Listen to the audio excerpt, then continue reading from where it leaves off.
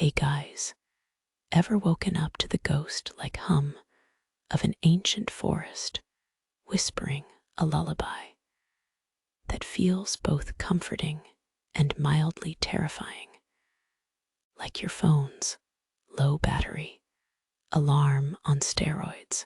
Before we crawl deeper, smash that like button if you love a good midnight stroll, and drop a comment telling us where you're listening from, your couch, a cramped dorm, or maybe a bunker.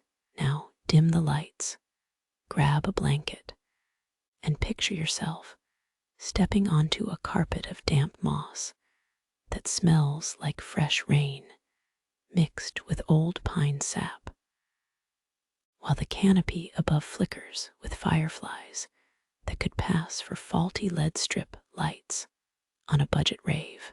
You hear the trees breathing, their leaves rustling in a rhythm that's half lullaby, half sarcastic snore, and you can't help but wonder if the forest is secretly critiquing your sleep schedule like a snarky roommate. As you wander, a sleepy owl hoots a beat that syncs with your heart. Think of it as nature's version of a low-key bass drop, only softer and with more feathers. So, buckle up, let the whispers pull you toward dreamland, and remember, if a branch snaps behind you, it's probably just the forest's way of saying, "Good night, loser," not an actual monster. When that final whistle blew and Leela returned home, her heart thudded with excitement, a wild drum in the symphony of her life. She flung open the door, spilling forth tales of the incredible sights she had seen, the dragonfly-winged valleys and the mustard-colored sunsets, as if each word held all the magic of her journey. Her mother's smile, once a mere crescent moon, bloomed into a full sun, illuminating the room with understanding. "So, you really did go far and wide," she grinned, leaning against the kitchen counter, a cup of cooling coffee in hand, like a steadfast lighthouse steering her daughter through the unpredictable tides of dreams. They shared laughter that bubbled up like a fizzy soda pop as they wove a tapestry of Leela's newly discovered world into the fabric of their familiar lives. As the train rattled closer, the earth beneath Elderville seemed to vibrate with anticipation, stirring up dust motes that danced in the sunlight like tiny fairies on a mission. Tom, the steadfast blacksmith, stood in his forge, the heat licking at his skin as he pondered the impending change. "What's left of the good old days?" he grumbled, wiping sweat from his brow. To him, there was nothing romantic about trains. They were ironclad giants that threatened his livelihood. Imagining the day when people would prefer to hop on a train rather than take a leisurely stroll to his shop filled him with dread. He could almost hear the sports announcer's voice in his head, declaring, "And in this corner, the iron horse versus tradition." Spoiler alert, tradition usually loses. In a land where green meadows kissed the edges of fierce mountains, the Great Divide snaked like a stubborn river, separating two kingdoms with philosophies as contrasting as night and day. On one side lay valor, a realm draped in banners of bravery, where knights polished their armor until they shone brighter than 1,000 suns, and rulers ruled with a justice that would make Solomon proud, or at least rank him a close second. On the other side, treachery thrived in shadows, where cunning was considered a badge of honor, and loyalty meant little more than a competitive sport. If there were a wizard or witch floating overhead, they might chuckle at the absurdity of it all, watching how the ever-scheming folks of treachery always seemed to play chess, while everyone else was stuck on checkers. In short, you could smell the valor in one kingdom and the deceit in the other, salty oceans of loyalty running alongside rivers of bloodless betrayal. A real medieval potluck gone awry. Enter Prince Alaric, the embodiment of valor himself, tall, dark, and handsomer than a well-fitting pair of designer trousers. With a heart steeled by the weight of a crown that sat proudly on his head, he strode across the sun-drenched lands of valor like a warrior poet, his sword always thirsty for the thrill of battle, and his heart singing a ballad of loyalty.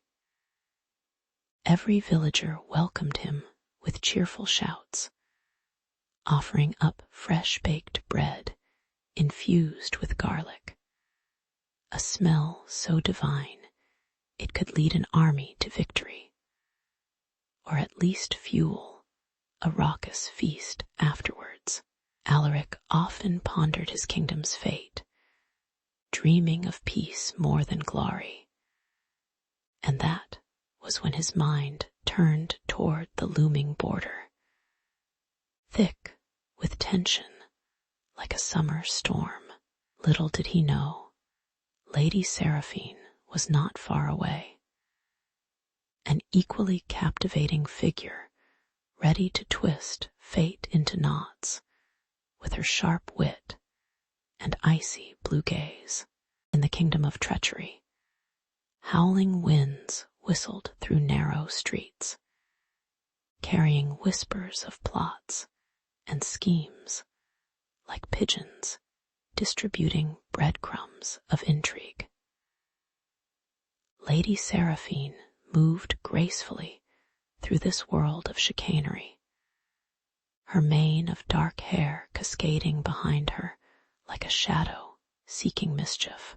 No one ever dared ask their lady why she thrived amid the rot and decay, because they were too busy sensing that she was plotting something truly epic, like throwing a medieval rave for campus misfits, but with a dagger hidden under her cloak.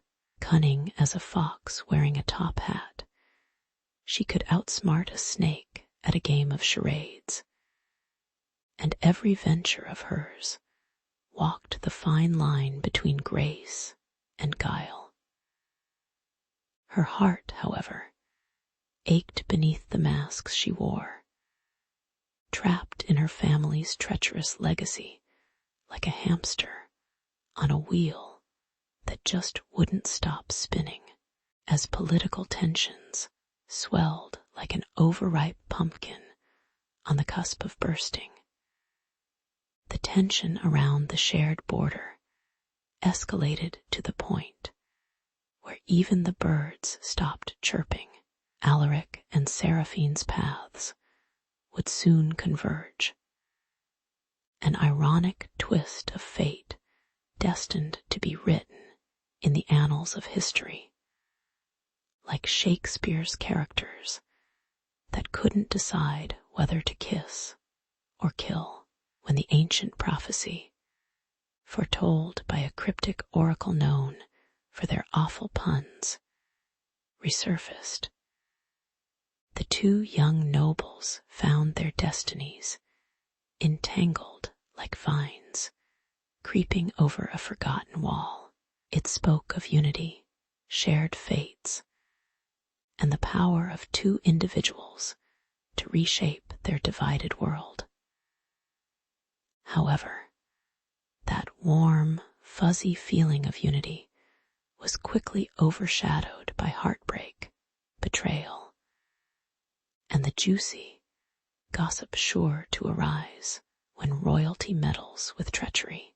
As the sun began to set, painting the sky in hues of gold and purple, both Alaric and Seraphine unknowingly prepared for their fateful encounter, a meeting that would unleash a cacophony of emotions from joyous reunion to heart-wrenching betrayal. Steel clashed against deceit, each step closer filling the air with tension thicker than a dragon's belly after a hearty meal. And yet, amidst the chaos, there was an undeniable electricity that promised more than what either kingdom might expect, a spark that might either bless their realms with salvation or drag them into the abyss. Each of them stood on the precipice of decision like hesitant tightrope walkers at a carnival of fate, wondering if they had the strength to leap into the unknown together. Would they bind their kingdoms in hopes of creating a new legacy? Or would old grudges and the enticing scent of treachery prove too intoxicating to resist? The air crackled with tension as Alaric tightened the reins of his steed, his heart racing like a drumbeat in a war march. It wasn't just any horse he rode. It was the fastest in valor, renowned throughout the realm for its speed and stubbornness, much like Alaric himself. As he approached the towering granite walls of Treachery's castle, a foreboding chill crept into his bones. Spires pierced the overcast sky like daggers, and the distant echoes of clanging metal and shouting guards hinted at chaos lurking beneath the majestic facade. He could almost smell the tang of rust and sweat, an inviting aroma for a man on a peace mission. If one were to have a really odd understanding of welcoming scents, with a firm resolve, Alaric strode past the heavy iron gates, feeling the eyes of guards upon him like hawks sizing up a mouse. He had come not to wage war, but to parley, hoping that reason might bind the throbbing hearts of both kingdoms. Yet, as he ventured deeper into the stone labyrinth of the castle, the whispers grew louder, nefarious murmurings that wrapped around him like thick fog, and they all pointed to one shadowy figure. Duke Malgrave. This man was no ordinary foe. His cunning was reputed to rival the most devious villains of the grandest sagas. Alaric recalled his mother's warnings. Keep your sword close and your enemies closer. A lesson he had to remind himself of in moments of perilous irony. Emerging into the grand hall, Alaric was met with the sight of feasts laid out, starkly contrasting the tension threading through the air. The table was a cornucopia of delights, roasted meats, spiced wines, and bread warm enough to melt butter from across the room. Yet none of it sufficed to sate his growing unease. It was then that he spotted Seraphine, her presence radiating an elegance that could warm the coldest of winters. She entered like a character out of a romantic ballad, but her gaze betrayed an inner tempest, a battle of desire and duty that churned within her like a stormy sea. Each heartbeat felt like a countdown to a dramatic reveal. And just like in the worst superhero flicks, the fate of the world rested precariously on a single decision. The air thickened as Alaric and Seraphine exchanged glances, electric, charged, and filled with unspoken words. Laughter echoed from the feast, but it felt like a cruel joke played at the edge of calamity. Malgrave's sinister laugh drifted over the hall like an unwelcome banshee, sending shivers down Alaric's spine. It turned out that this grand banquet was more than mere diplomacy. It was the very stage upon which treachery would unfold.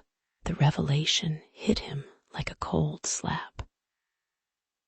Malgrave plotted to use the dinner's camaraderie to ignite a war that would engulf not just valor and treachery, but the lands beyond, like the worst season finale of a soap opera where everyone betrays everyone else in the most ludicrous ways possible.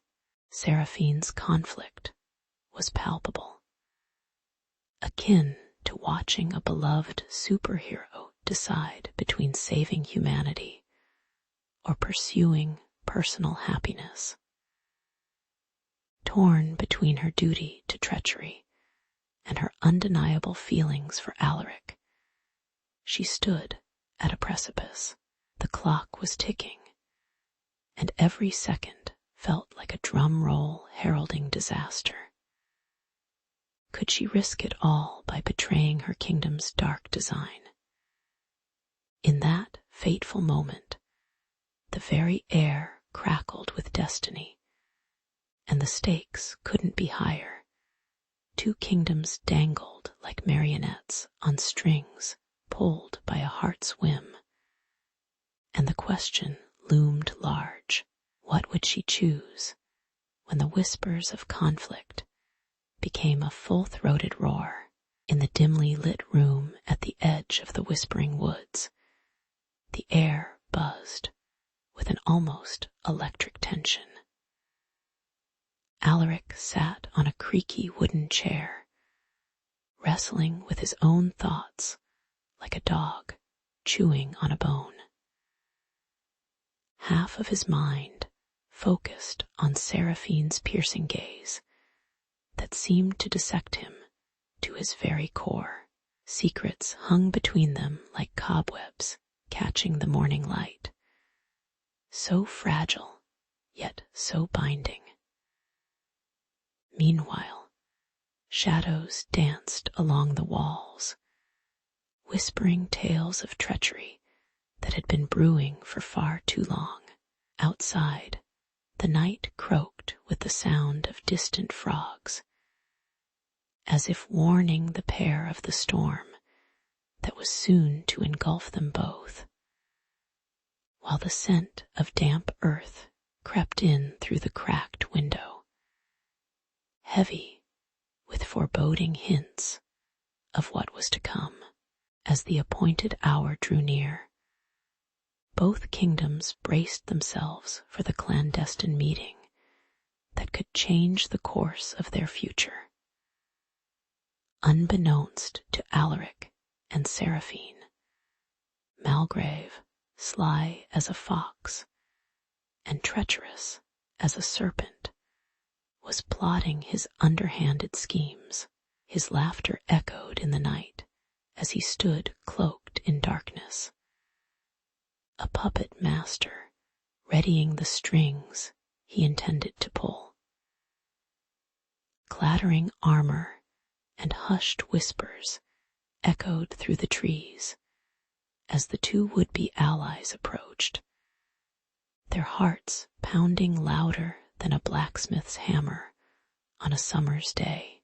Little did they know, Malgrave had arranged a welcome party of sorts, just not the kind one would hope for when meeting allies for a drink over flagons of ale. Without warning, the tranquility of the night shattered like glass underfoot as arrows zipped through the air with the precision of a catapult in a medieval battle. Alaric barely managed to shove Seraphine down just in time, collapsing behind a nearby boulder as the thud of arrows struck where they had stood moments before. Heart racing, adrenaline coursing through his veins like a river in flood, Alaric cursed under his breath. Malgrave, you conniving rat. Meanwhile, Seraphine clutched her dagger tightly, a tempest of panic and rage swirling inside her, knowing that betrayal had come knocking at their door. The stench of fear, mixed with sweat, hung as thick as the fog that blanketed the woods. Each shallow breath growing deeper with urgency as they realized their survival hinged on unity. To escape the ambush, Alaric and Seraphine had no choice but to join forces, each reluctant step serving as a grudging lesson in trust. As they sprinted through the underbrush, their hearts thumped in sync, a strange rhythm forming amidst the chaos. This is just like a scene out of an adventure film, Seraphine quipped breathlessly, dodging a branch that seemed to have it out for her. Alaric couldn't help but chuckle, despite the dangers lurking behind them. Right, and I bet we end up with a blockbuster sequel if we survive this. Each shared laugh lightened the burden of shared secrets and suspicions, forging an unspoken bond in the face of impending doom.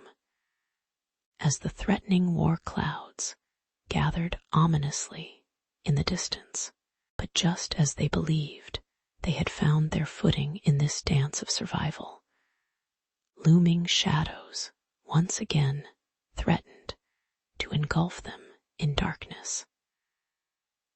With every escape route blocked by treacherous foes, Alaric and Seraphine felt the weight of time pressing upon them like a leaden cloak. They were warriors now, caught in an unexpected alliance forged in the heat of deception and treachery. We need a plan, and fast, Seraphine said, her eyes blazing with determination. Agreed, but how do we outwit the very embodiment of betrayal? Alaric mused, the irony of their predicament harsh yet hilarious, their fates intertwined like an epic tale written by chance. As the drums of war echoed ever closer in the background, the air in Valor crackled with tension, the kind that sends shivers down your spine, and not just from the chilly breeze rustling through the banners. As the sun dipped low in the evening sky, casting a sanguine glow over the battlements, the kingdom prepared for what seemed like a full-scale apocalypse. Malgrave, in a fit of theatrical villainy worthy of a bad Saturday evening movie, had declared war, branding his attack as righteous retribution. His forces, a raucous mix of bloodthirsty mercenaries and disillusioned townsfolk, charged forth, a dark wave crashing against the shining walls of valor. Those ramparts had once stood as symbols of hope, but now they were about to become the stage for a night of chaos and clashing steel, each clang echoing like the tolling of a funeral bell for dreams of peace. But amidst the turmoil, heroes began to rise from unexpected places. Alaric, the grizzled warrior whose scars told tales of close calls with death, found himself not just leading the charge, but simultaneously wondering how he had gotten so old. Beside him was Seraphine, her hair whipping in the wind like a banner of defiance. Together, they were an odd duo, more mismatched than pancakes and pickles. But nonetheless, they united their forces with the fervor of nerds debating comic book lore. Alaric wielded a sword forged from the finest steel, while Seraphine brandished a staff, her eyes set aflame with an inner fire that rivaled the sun's last dying rays. As they stood shoulder to shoulder, destiny sneered. Unbeknownst to them, their true alliance had just begun to crystallize in the heat of the battlefield clamoring around them. As arrows whizzed past their heads, some missing by hair widths, Seraphine felt the familiar pulse of magic humming at her fingertips, a feeling both exhilarating and terrifying, like finding out you could suddenly summon lightning during a rainstorm. The air buzzed with the cacophony of battle, the sharp twang of bowstrings, the guttural cries of men, the clang of metal against metal melding into a chaotic symphony. She ducked and dodged, embracing her role not just as a fierce warrior, but as a peacemaker, a truly ironic twist for someone who spent more time tending gardens than battling warriors. In the heart of all this madness, her thoughts swirled like a tempest, threatening to sweep her away. But pushing through the onslaught was essential, as she had to be the balm to soothe Valor's wounds. It was her destiny calling, a voice rising above the din, urging her to face Malgrave and turn his twisted vision of revenge on its head. Then came the moment of truth as she spotted Malgrave through the fray, cloaked in ominous black like a Batman villain gone rogue, and defiantly wielding a sword that gleamed wickedly under the blood-red moon.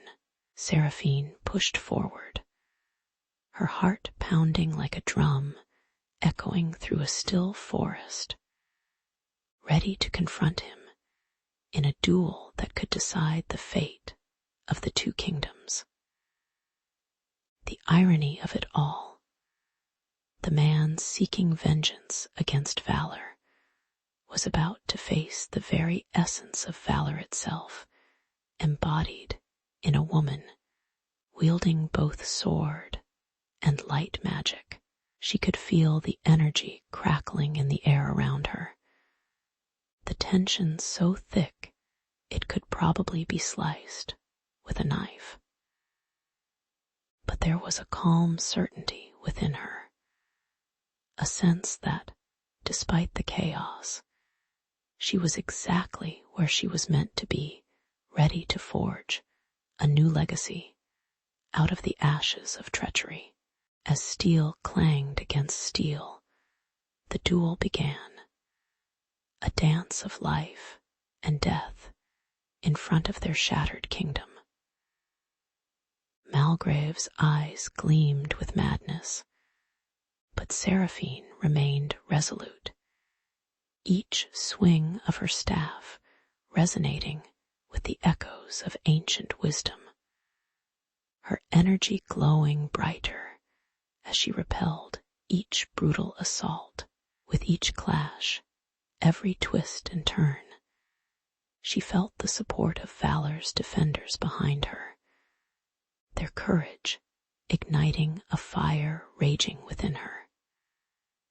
She called upon her magic, unleashing a wave of shimmering energy, and as it pushed toward Malgrave, she realized this was not just a battle, but a symphony of hope against despair.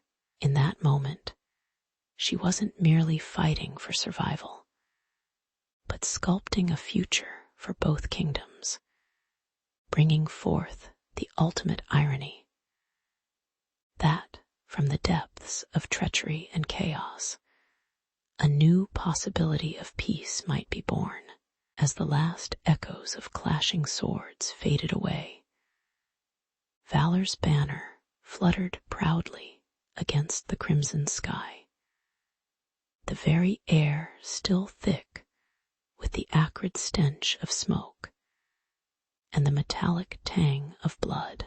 The battlefield, once a hellish cacophony of clamor and chaos, now lay a solemn testament to bravery and sacrifice.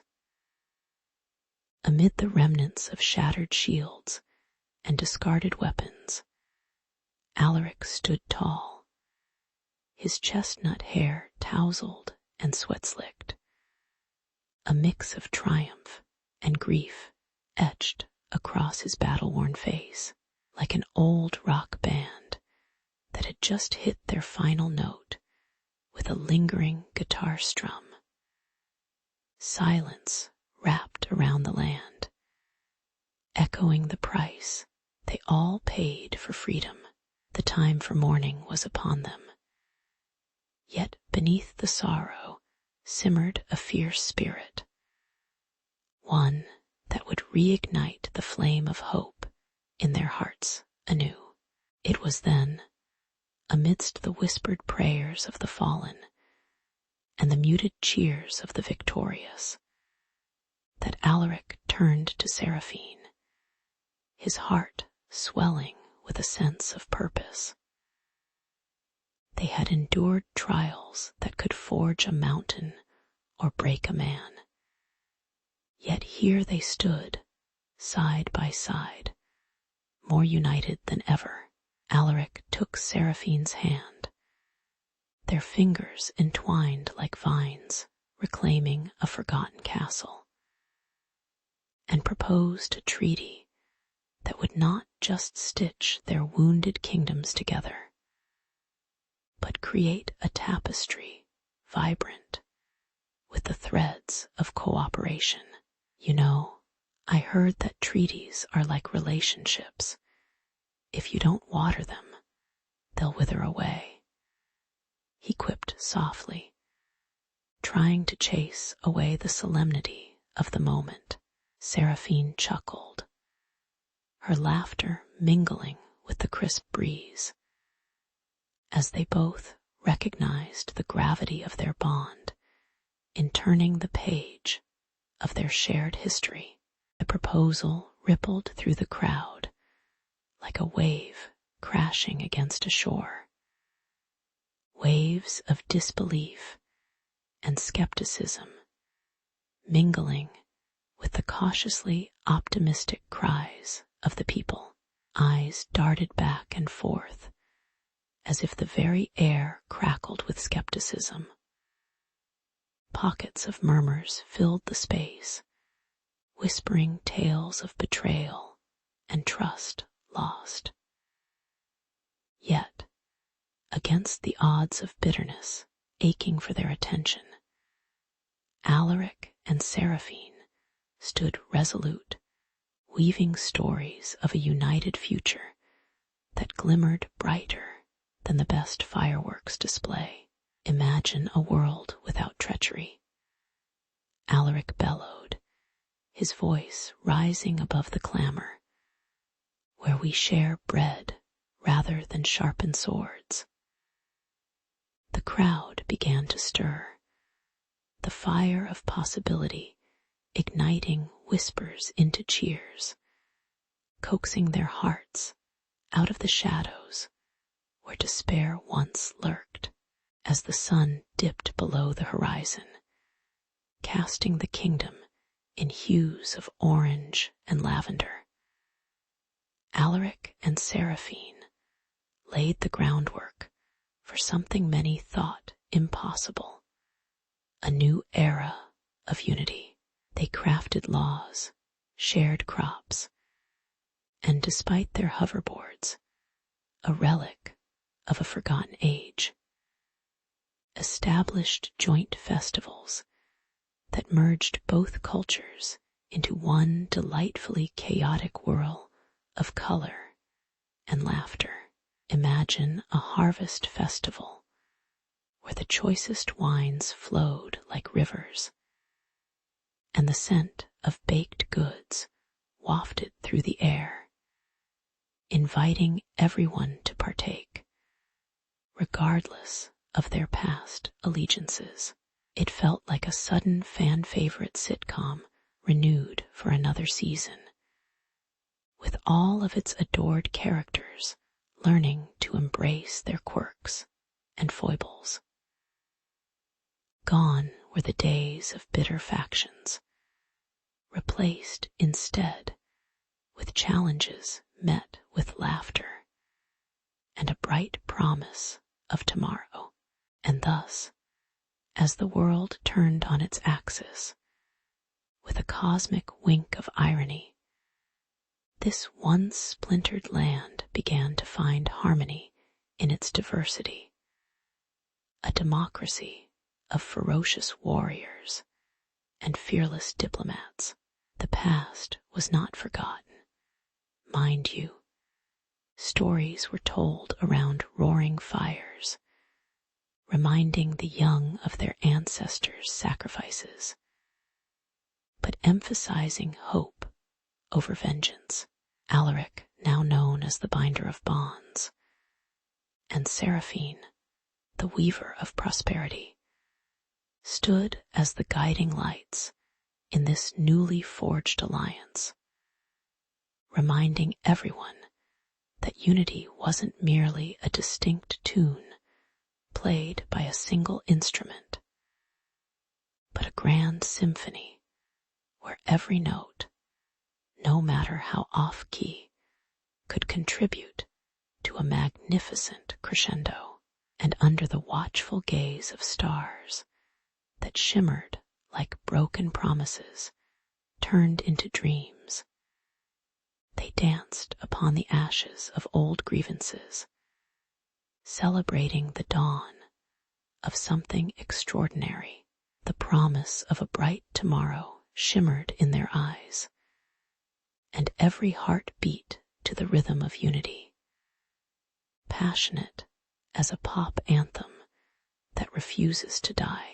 In the bustling streets of colonial America, as whispers of rebellion floated through the air like autumn leaves, a firebrand named Abigail Adams fervently scribbled away in her quiet corner.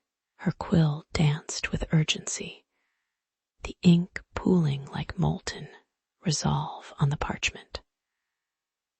"Remember the ladies," she implored her husband, John Adams, in letters filled with impassioned pleas. This wasn't just scribbling for sport. Abigail was penning the very essence of revolution, arguing that if men were to fight for freedom, women should also be considered vital players in the new nation. You could almost hear her voice echo, "Why does liberty and justice for all always seem to come with a tiny footnote?" It smelled like her husband's stubbornness, and the sweet promise of change mingled in the air, thick and electric. Meanwhile, not far from the Adams household, Mercy Otis Warren was weaving her own tapestry of rebellion, using ink and imagination instead of muskets and swords. The dim light of her candle flickered against the pages as she crafted sharp-edged plays that cut through the fog of public ignorance. Her words wove like a powerful spell, inspiring a wave of revolutionary fervor among those who dared to dream of a different world, one where women's voices weren't just background noise to the clanging of the men's war drums. Imagine her casting the local gentry as the bumbling British, served up with a side of irony and a dash of sarcasm, revealing the ridiculousness of their claims to superiority. The air around her was spiced with rebellion and camaraderie, intoxicating enough to stir even the most skeptical among them to join the fray. As musket balls whistled through the air and men donned their uniforms, women began to shed the shadows and rise like determined suns. Whether sneaking vital information past British lines, bandaging wounds under fire, or juggling the chaos of home and hearth, while the men were off chasing glory, their contributions became the backbone of the revolution. Picture the sounds of rustling skirts mingling with the dull thud of boots on packed earth, the smell of gunpowder curling into laughter as women shared tales of defiance over evening meals, with every pot of stew stirred and every secret whispered. These invisible warriors played a crucial role, even as the world seemed intent on keeping them in the kitchen. It was a strange twist of fate, their courage, more potent than the strongest rum punch, fueled not just the soldiers, but the very spirit of the rebellion itself. You might think the battlefield was exclusively a man's domain, but the truth had a different taste, perhaps a bit salty, like the tears of women who waited at home. These tireless warriors endured the weight of uncertainty, transforming fear into action, organizing food drives, clandestine meetings, and even the occasional espionage. One misstep, it could mean imprisonment or worse. Yet they soldiered on, passing not just recipes, but also vital information from one family member to another. Every letter smuggled past sentinels wasn't just about survival. It was about purpose, an intoxicating cocktail of adrenaline and determination, burning in their bellies as bright as a bonfire. And so, as the musket smoke cleared, and the memories of valor emerged from the ashes. The contributions of these women loomed large, albeit often unseen. If you ever find yourself in the midst of a spirited discussion about who truly deserves the credit for American independence, just remember, behind every great man stood a woman who refused to be written out of history. In a world that often undervalues their efforts, the real drama unfolded far from the battlefield. It was in the hearts, letters, and homes of women like Abigail and Mercy that true revolution simmered, waiting to spill over and change everything. History, dear listeners, is not often about the heroes you would expect. It's the invisible hands that set the stage for a world that finally started to see their power. In the oppressive heat of a Boston summer, the air hummed with the buzz of discontent, a tension so palpable it could have sparked a fire. Abigail Adams and her close friend Mercy Otis Warren met in the dim light of a back alley tavern, their whispers mingling with the scent of stale ale and orange peel. The very walls seemed to lean in, eager for secrets and schemes. Together, they were not just women, they were part of a decisive shift in the game. They hadn't donned capes, but in their simple gowns, they might as well have been the superheroes of rebellion, ready to take on the British Empire with little more than pens and wits sharpened for battle, armed with intelligence gathered from eavesdropped conversations and furtive exchanges. They plotted and schemed like the best spies in a David Mamet film. Their small organization igniting a flame of resistance within the heart of their bustling town. As they moved deeper into their world of whispers and schemes, the courage of these women began to echo louder than any cannon blast on the harbor. Abigail and Mercy, soon joined by other daring women, began sabotaging British supply lines, a bit like a revolutionary version of Mission Impossible. Only instead of flashy gadgets, they were wielding sewing needles and baked goods.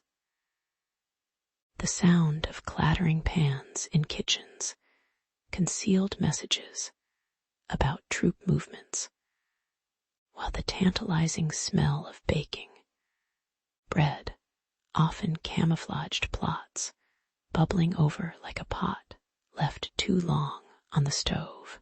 Meanwhile, their fingers deftly inked letters with glittering secret codes, a sisterhood bound by bravery and cunning. Who knew that the revolution would be fueled not just by muskets, but also by muffins and espionage?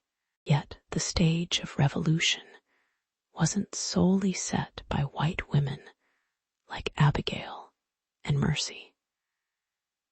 The resolve of enslaved women, such as Sally Hemings, added an urgent note to this cacophony of rebellion, with a spirit that would make even Katniss Everdeen proud. Sally not only worked under the gaze of her master, but also dared to form alliances, forging pathways of escape and resistance.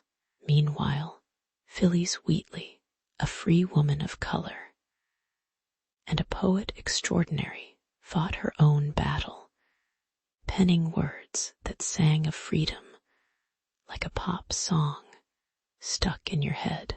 The scent of ink and ancient parchment filled her workspace, a contrast to the bitter taste of oppression that lingered in the hearts of many. Her verses became war cries, rallying those around her to rise for a cause that promised a better tomorrow for all. As these diverse women banded together, their actions sparked a movement that would reverberate through every corner of the revolutionary landscape. Together, they defied the expectations of a society that would have preferred their voices stifled, silenced behind closed doors. They weren't merely waiting for the men in their lives to change the world. They were stepping onto the battlefield in their own right. The air crackled with hope as they circulated news, played pranks on British soldiers, like dropping laundry lines of redcoats in the muck. They were making history, not just with revolution, but with humor, finding joy even in a world turned upside down by war. After all, nothing says rebellion like a good chuckle at the expense of the oppressor. So, as the whispers of rebellion grew into a chorus of demands for recognition and equality, it was clear that this fight for freedom could not succeed without the contributions of every woman involved. The powers that be thought they could ignore these spirited voices, but they were sorely mistaken, like a villain in a bad movie who fails to notice the hero's sidekick in the shadows. The resilience of these women, their laughter, and their fierce hearts painted a bold new chapter in history. Each secret meeting, each scribbled note, and audacious act of defiance became a thread woven into the tapestry of revolution. And so, amidst the chaos of battle and the smell of gunpowder in the air, the American Revolution became not just a fight for independence, but a rallying cry for women who refused to be sidelined in the struggle for freedom. Picture this. The sun hangs low in the sky, casting long shadows over the farm fields as Abigail looks out over her land. A steady mix of anxiety and determination swirling in her chest. Her husband, a soldier fighting for freedom, is off somewhere in the distance, while she, a woman of the earth, wrangles chickens and maneuvers plows, all while praying to the heavens for his safety. The scent of freshly turned soil mingles with the sting of sweat rolling down her brow, reminders that life goes on, even in war. With each beat of her heart, she feels the pangs of worry. Yet she steels herself. She must hold down the fort while juggling her children and the looming specter of uncertainty. Oh, the irony. Here she is, tilling the soil and sewing stitches, battling fears of her husband's demise, while those in power believe her place is solely in the home, blind to the storms she weathers each day.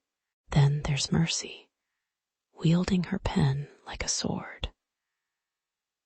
Words are her ammunition, and the ink is her lifeblood, flowing onto pages that ignite a flame of revolution in the hearts of those who read them.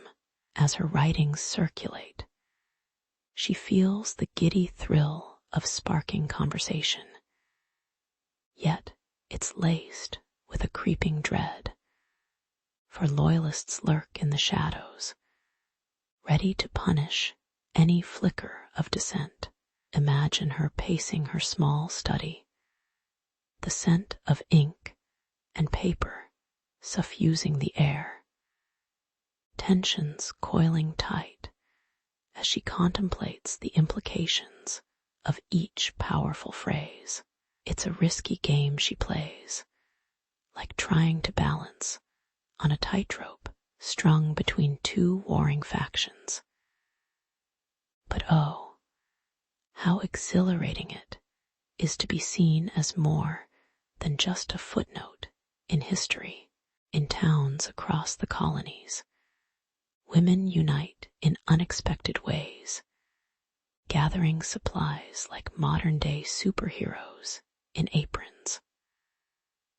Armed with needles, thread, and the relentless spirit of survival, they transform scraps of fabric into uniforms and bandages, their hands moving with an urgency that echoes the chaos surrounding them.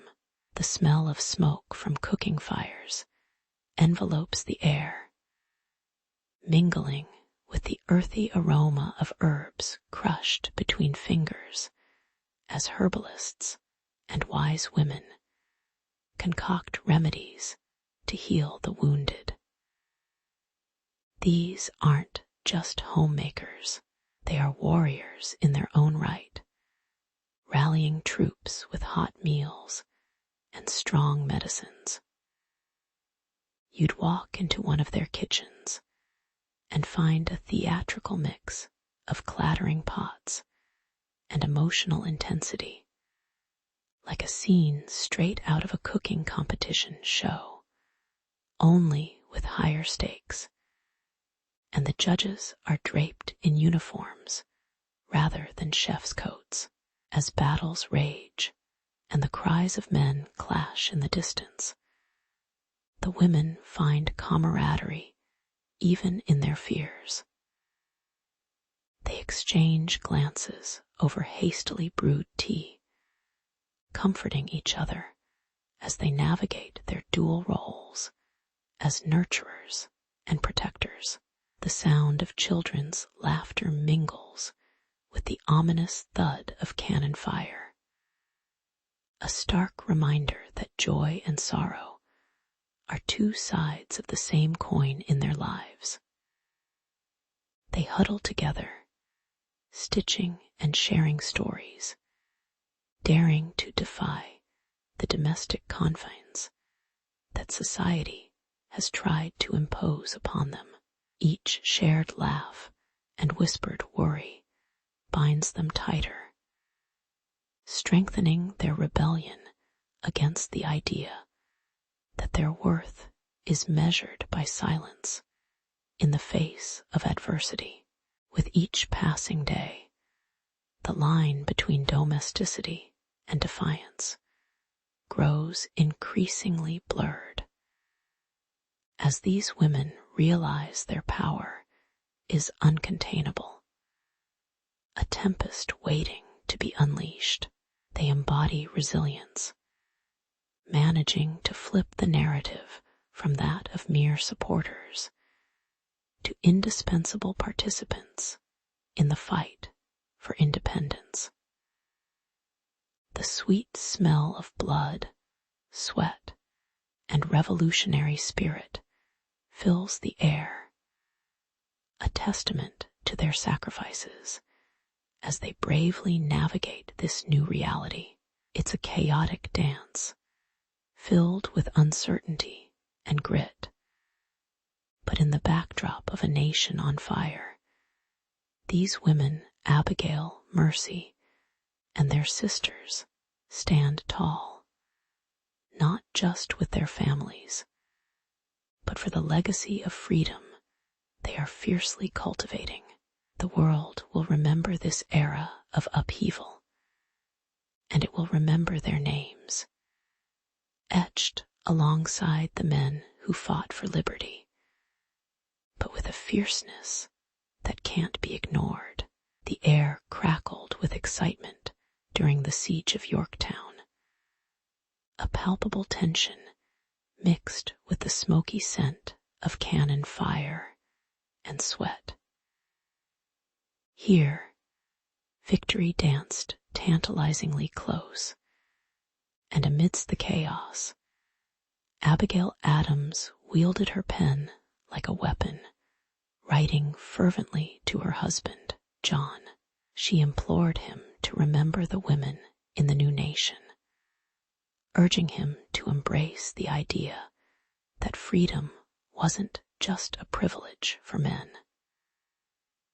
Remember the ladies, she shouted through ink, representing an entire gender that was ready to take up arms for their rights as passionately as the soldiers on the front lines. It was a bold proclamation, one that echoed like the cannon blasts outside, reverberating through the very heart of a male-dominated society, insisting that women were more than mere footnotes in the chronicles of revolution. Meanwhile, Mercy Otis Warren, an ever-watchful sentinel of change, wasn't about to sit idly by. Armed with her pamphlets, she scurried through the town like a messenger with a mission, her words igniting the spirit of revolution among the community. They crackled in the air like fireworks, demanding unity and a resolute stand against tyranny. In her own way, Mercy was the opera of the revolution, giving voice to the voiceless.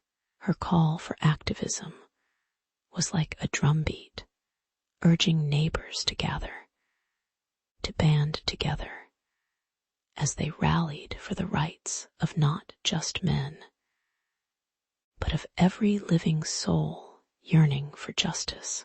The town buzzed with anticipation, the scent of ink and paper intertwined with the distant echoes of musket fire, signaling that change was not only coming, it was already here. On an unseasonably crisp autumn day, the rally that had been brewing came to life, a vibrant tapestry of hope and defiance unfurling before spectators.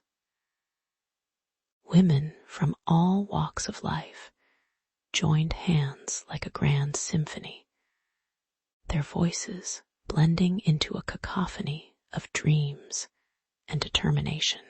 The air was thick with the fragrance of roasted corn and the tang of sweat as they raised their banners and their voices, demanding their rightful place in the story of freedom being written before them. Each shout was punctuated with the clattering of makeshift drums, their rhythm echoing the battle cries of the soldiers. It was as if the very ground they stood upon was vibrating with the fierce energy of generations, summoning the spirits of women past who had fought silently for a chance to be heard, reminding them that their resolve was anything but silent. As the rally crescendoed, the sounds of clapping, chanting, and impassioned speeches enveloped the crowd. Unyielding souls shared stories of sacrifice, new mothers who had given everything, wives who had taken up the mantle of their husbands, and daughters who had sewn uniforms with the dreams of liberty in every stitch. The irony wasn't lost on anyone. Here were the very women who were often relegated to the shadows, now standing boldly in the spotlight.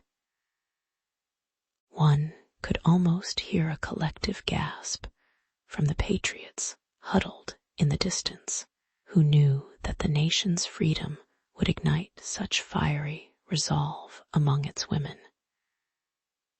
It was a moment steeped in emotion and gravity, like the climax of a well-crafted play, where the audience held their breath in collective anticipation of what would come next.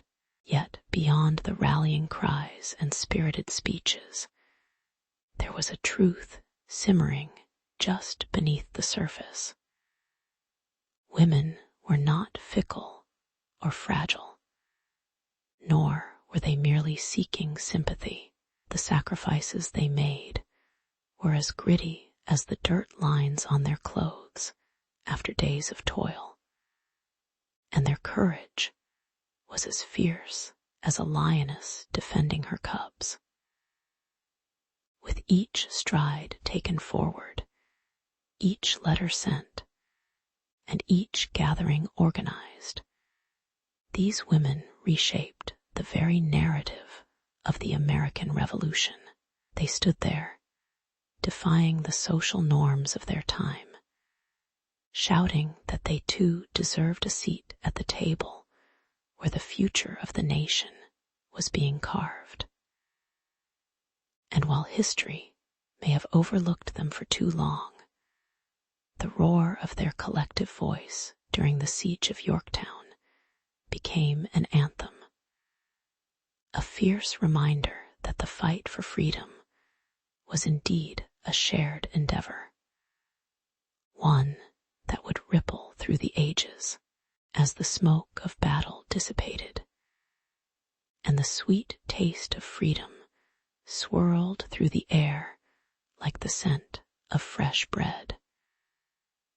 The Revolutionary War wrapped itself in the celebratory embrace of independence, but while men strutted about with drums pounding and swords gleaming in the sunlight, a quiet thunder of realization rumbled beneath the surface. The fight for women's rights had just begun.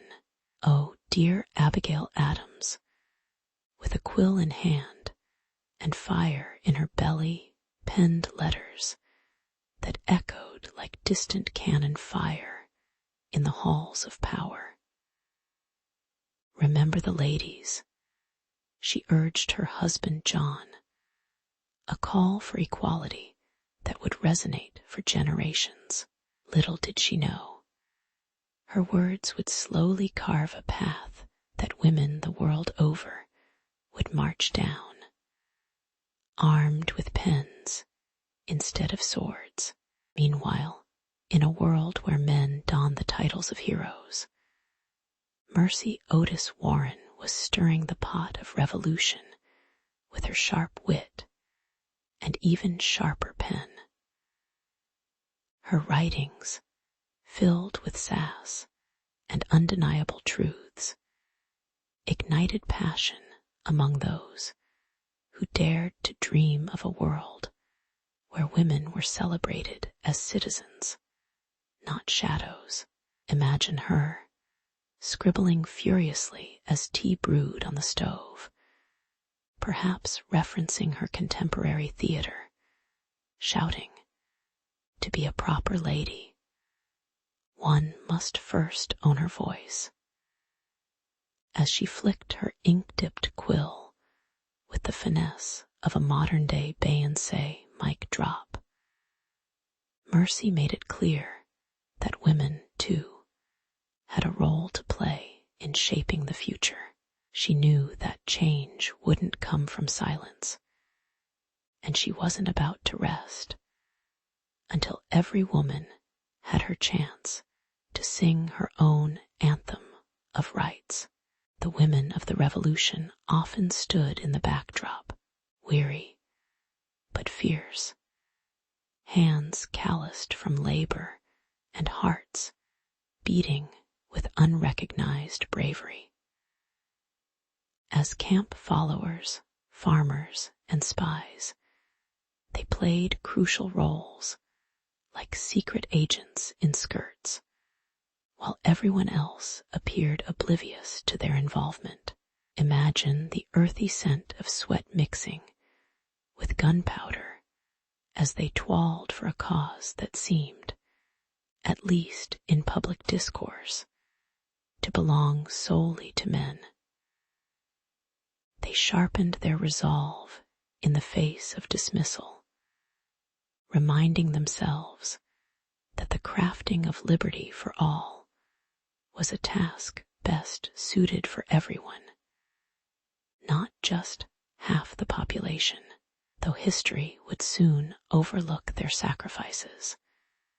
The seeds of women's advocacy were quietly taking root, preparing to bloom with an unyielding vigor. With the dust finally settling from the battlefield, the women began to gather around candlelit tables, their voices harmonizing like the whispers of a long-ignored song waiting to be sung. Each meeting was charged with unspoken dreams. Camaraderie flared to life alongside the flickering flames, simmering beautifully as they shared stories of heartache and courage. They forged alliances that would bolster their efforts to bridge the gaping chasm between the ideals of liberty and the realities of their existence. Envision them, hands clasped tightly, as they dared to declare to the budding nation, freedom isn't a one-size-fits-all coat. It's tailored for each and every one of us. With every gathering of determined spirits, the revolution had expanded its definition of liberty. Now, it held room for all, including women who steadfastly insisted they deserved more than mere footnotes in a history book. And so, as the final echoes of cannon fire faded and the banners of independence fluttered in the breeze, the stage was set for a revolution more glacial in its progress, yet every bit as fierce. Women, once relegated to the sidelines, were ready to take center stage. And though it wasn't quite a Broadway musical, they had the will to belt out their chorus for rights loud enough to be heard. The path forward would be fraught with challenges. Think of it like a never-ending game of dodgeball, where every throw feels like an arrow aimed at your heart. Yet, they would persist, igniting the flames of future movements that would demand justice and equality, skillfully painting their stories across the canvas of history. Indeed, they taught the nation this vital lesson. Freedom is a collective right, one that stitches together the fabric of society, thread by thread, voice by voice, until every tapestry reflects the beauty of diversity. In an age long before smartphones, where the most advanced tech was probably a well-crafted shovel, the Indus Valley was a bustling hub of activity. Imagine standing by the banks of the great Indus River, the water shimmering like the latest Hollywood blockbuster. Fields were lush, bursting with grains, and houses stood so meticulously arranged that even Marie Kondo would give a nod of approval. Yet, amidst this picturesque scene, a profound mystery loomed.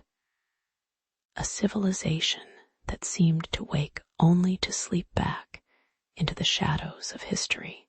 Enter Arjun, a young archaeologist with the spirit of Indiana Jones and the charm of a rom-com hero, nostrils flaring at the scent of ancient clay and dust as he sifted through the artifacts of a bygone era, hoping to unveil secrets hidden beneath layers of time and grime. His heart raced at every shard of pottery and rusted tool, like stumbling upon a limited edition action figure in a dusty old attic. As Arjun excavated, he found items more thrilling than a Scooby-Doo reveal. Beads, terracotta figurines, and vases with artful designs whispered tales of trade, culture, and life in the vibrant streets of Harappa. Each piece was a puzzle, a tantalizing breadcrumb leading him deeper into the enigma of the Indus civilization. The vibrant colors of the artifacts seemed to flicker with life, almost as if they could reach out and tell him their stories in hushed tones. He could almost hear the echoes of marketplace chatter and children's laughter wafting through the air like the spicy aroma of curry trickling from a nearby kitchen. Yet, as thrilling as the discoveries were, Arjun felt a tug of melancholy. It was as if the joy of the past also carried the weight of its tragic demise. With his heart as his compass, Arjun ventured beyond mere artifacts, probing into the very heart of the valley's tantalizing secrets. He studied the urban layout of Harappa, every street, every well, every brick laid so precisely it could give modern city planners a complex. From the airy courtyards that served as community hubs to the open drainage system, reminiscent of a society that had their act together way before we could figure out how to recycle. It was a testament to a people who valued cleanliness and organization. The more he learned, the more he marveled, imagining the bustling streets filled with merchants, the scent of fresh spices mingling with the cries of vendors hawking their wares. A far cry from the fast food frenzy of today, yet amidst the awe-inspiring achievements lay the ever-elusive question: what had caused this marvel of a civilization to falter and fade? Arjun's quest for answers felt like a quest for the Holy Grail, especially when he encountered what seemed to be the ancient script of the Harappans, symbols that danced across pots and seals, mocking his inability to decipher their meanings.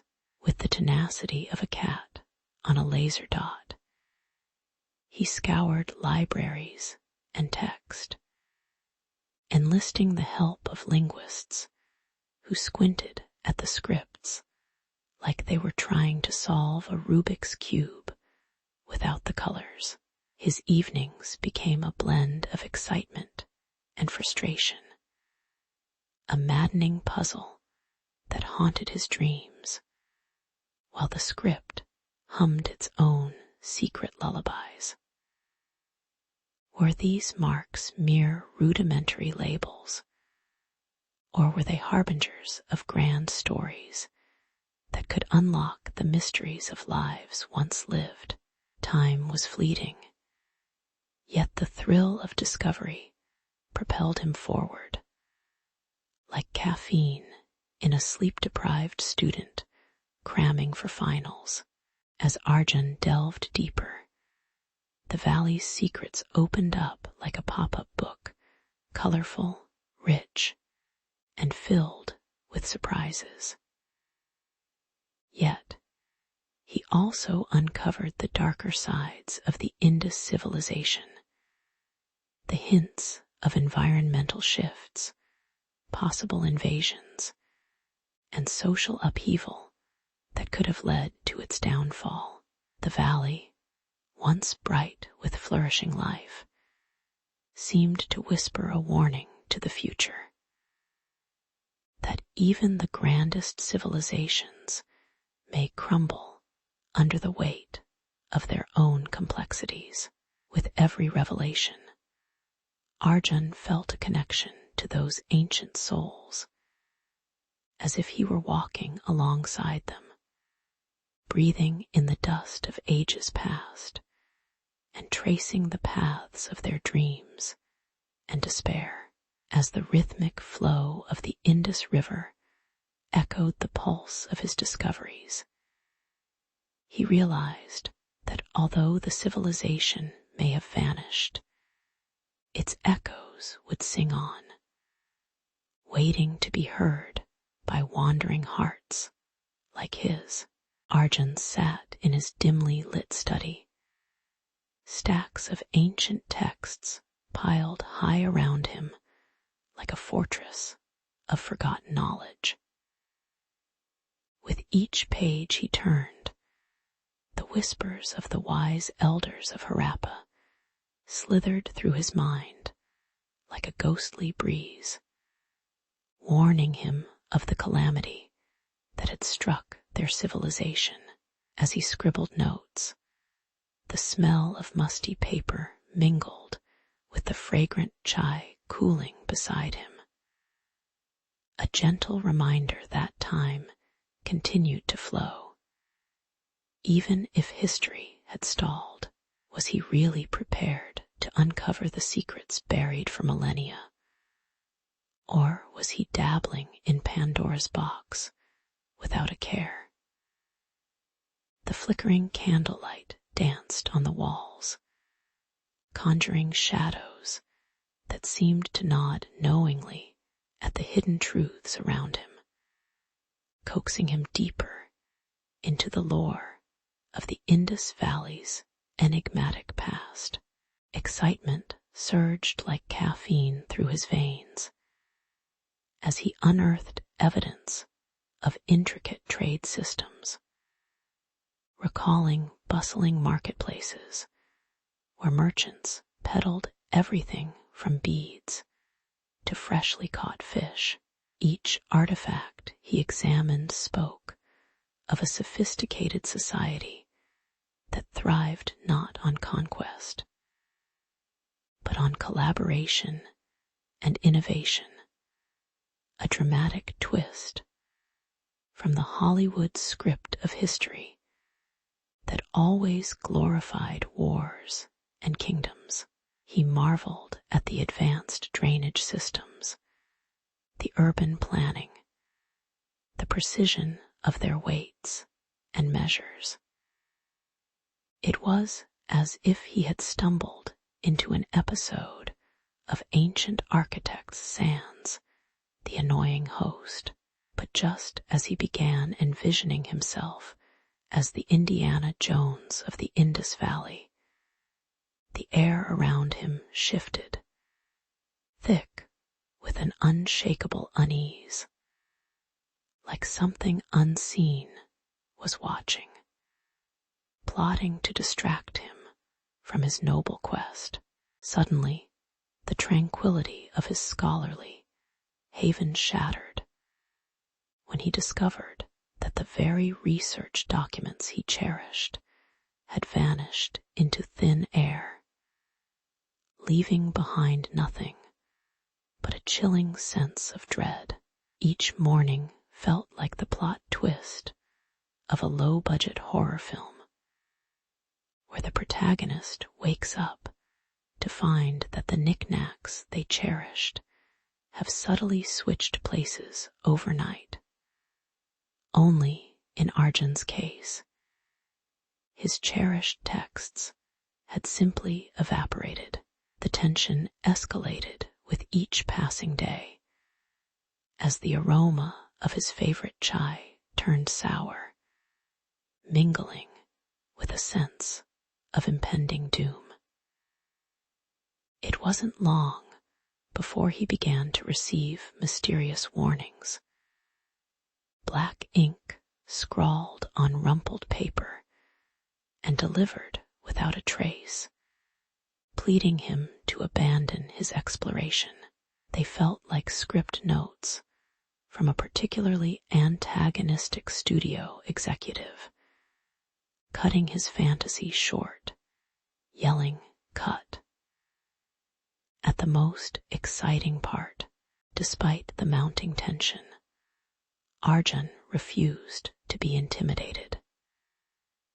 Channeling his inner Sherlock Holmes, he donned his metaphorical deerstalker cap and set about uncovering the mystery surrounding his research disappearance.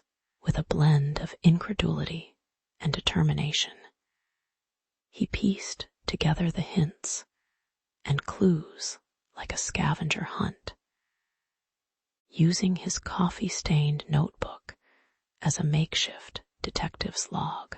The once gloomy corners of his study transformed into a stage for his investigation. Each rustling paper now a suspect in a game of whodunit. His senses tingled with excitement. The faint sound of an errant breeze echoed like a suspenseful soundtrack, and he could almost taste the adrenaline surging through his veins. Adding a pinch of salt to his otherwise bland research routine, in a moment of epiphany, as he sifted through the chaos, Arjun realized that perhaps the very forces trying to thwart him bore messages themselves, urging him to lift the veil on the secrets of the Indus Valley. After all, what good is adventure without a little danger? Like eating an extra spicy curry that ignites your mouth and senses all at once. He chuckled to himself, realizing he must embrace this chaos, for in the whispers of the past lay both the warnings and treasures waiting to be discovered.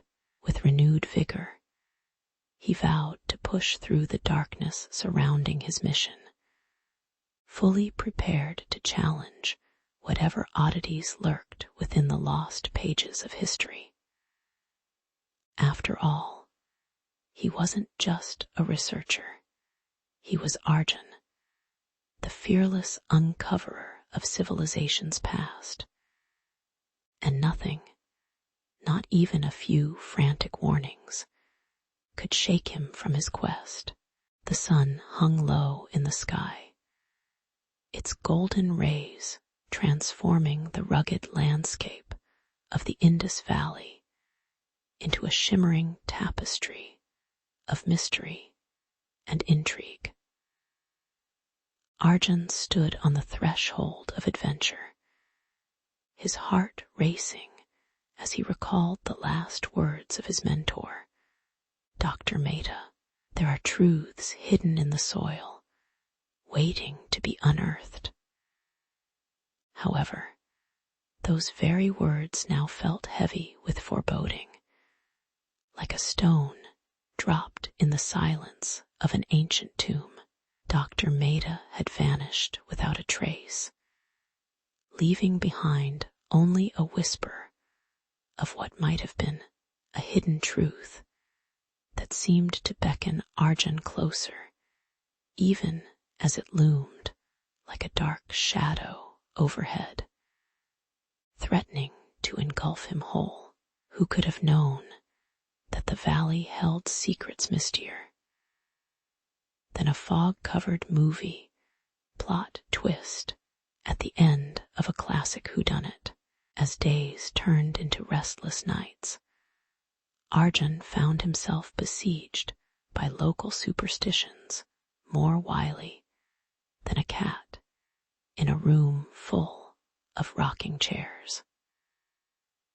The villagers warned him of restless spirits and ancient curses, spinning tales of shadowy figures lurking in the ruins, daring anyone to disturb their slumber.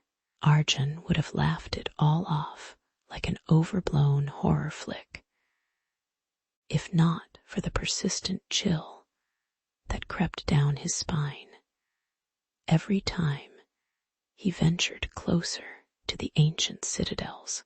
Adding to the absurdity of his plight, rival scholars began springing up like weeds, each armed with their own set of wild theories and glaring intentions to scoop the discovery right from under his feet. It was like watching a group of award-winning actors rehearsing a cringeworthy parody of a treasure hunt where no one knew their lines, but everyone was in it for the glory, or at least the Instagram likes.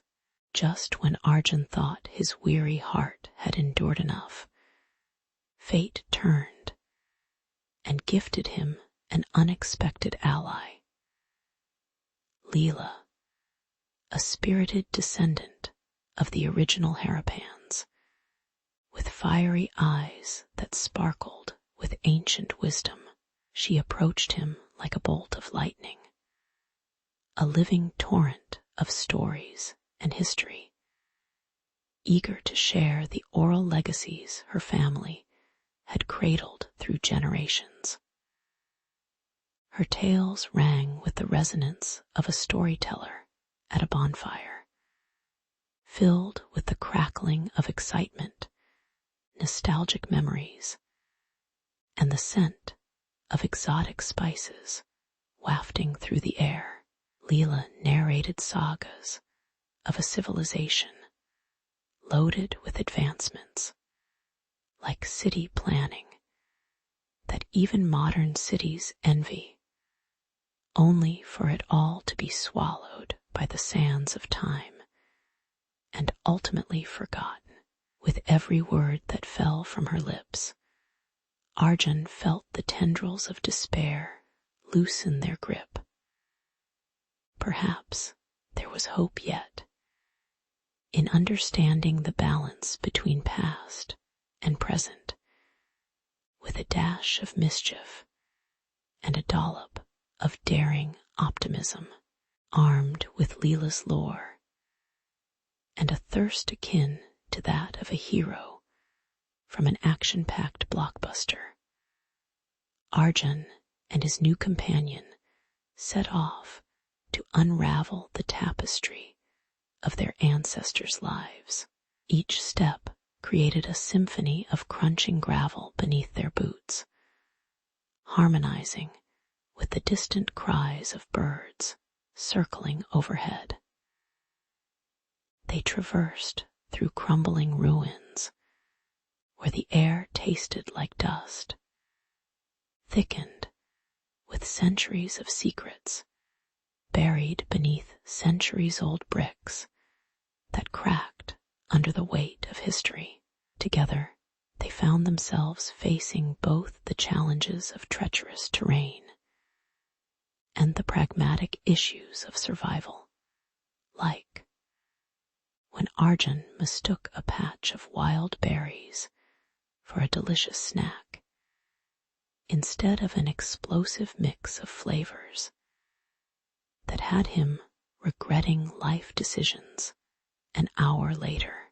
Still, they pressed on, fueled by curiosity, humor, and the strange goosebumps of adventure that could only belong to a grand tale of lost civilizations. Yet the path ahead was tangled with not only physical hurdles, but also the unpredictable power of the valley's mystical elements, as if the land itself were alive, whispering warnings of danger in a language long forgotten by men. Shadows danced around them in the flickering rays of sunlight, conjuring eerie figures that could make any ghost story enthusiast shiver with delight or dread. Rumors flitted on the wind about cursed treasures and long-lost secrets, sending a thrill through Arjun, just like that moment when a hero dives into a world of unforeseen chaos, ready or not. With Leela by his side, Arjun felt an electric connection to the past, a stubborn flicker of hope amidst the overwhelming, darkening shadows. They were not just hunting truths, they were weaving alive a story older than time, a vibrant narrative waiting to unfold among the echoes of their ancestors. And somehow, beneath all the gravity of their mission, lay a sense of playful recklessness, like two adventurers seeking Pandora's box, while still arguing about what snacks to pack. Deep within the dusty ruins of Harappa, where the wind howled like a ghost longing for its past, Arjun and Leela found themselves on the brink of discovery. Their boots crunched over ancient bricks, the smell of damp earth clinging to the air like the aftermath of a bad party. As they ducked into a shadowy alcove, the flickering beam of Leela's flashlight illuminated a forgotten archive, hidden beneath layers of time and neglect. It felt like opening a time capsule, with the echoes of a civilization whispering stories of triumph and tragedy, revealing secrets that had long been buried in silty obscurity.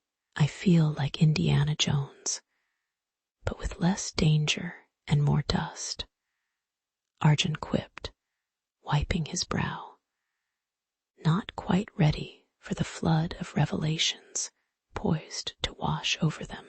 As their hands brushed against the weathered scrolls and clay tablets, a wave of anticipation collided with dread.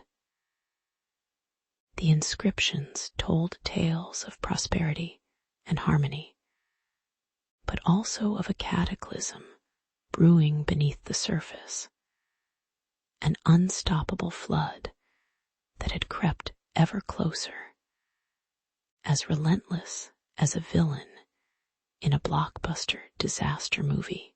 Every line they deciphered, every ancient symbol they wrestled with, painted a picture of a civilization blind to its impending doom. Leela's heart raced, a curious mix of fear and excitement, as it dawned on her that the very ancestors she had sought to connect with had ignored the same prophetic warnings she had experienced in her dreams. She could practically hear the echoes of her great-great-grandmother rolling her eyes and saying, "I told you so." The narrative spun wildly in Arjun's mind, each revelation unraveling the threads of mystery that had tangled around this lost civilization. He could imagine the townsfolk, busy with their daily life, sipping spiced chai, as their crystal-clear rivers began to swell, oblivious to the power that lurked beneath the surface. If only they had a weather app, right? He joked, but the irony smacked him hard. This was their reality, an ancient society, sophisticated yet dismissive, seeing only what they wanted to see as the storms brewed. Leela, feeling the weight of the past, began to reconcile her own disconnect, realizing that her identity was deeply entwined with these people who let pride drown them beneath the waves of denial. In that dimly lit chamber, amid the echoes of a thriving but flawed society, healing began to unfold for Leela. The stories of relentless human spirit, the ambition, the social ties, and yes, the stubborn hubris mingled with her own. She felt the loss of her ancestors, transforming it into a balm that soothed her own quest for belonging. With passion igniting in her chest, she envisioned her roots as strong vines climbing toward the light, rather than ghostly whispers haunting her. It's like therapy, but with a side of archaeology and a splash of existential dread. She laughed, but every chuckle reverberated with newfound clarity, a cosmic realization that she was part of something bigger than herself. As the final pieces of the puzzle fell into place, Arjun stood in awe. The mystery of the Indus Valley's downfall morphing from enigma to narrative. He breathed in deeply, the musty scent of ancient time mingling with a whiff of destiny as he confronted the ghosts of Harappa head-on.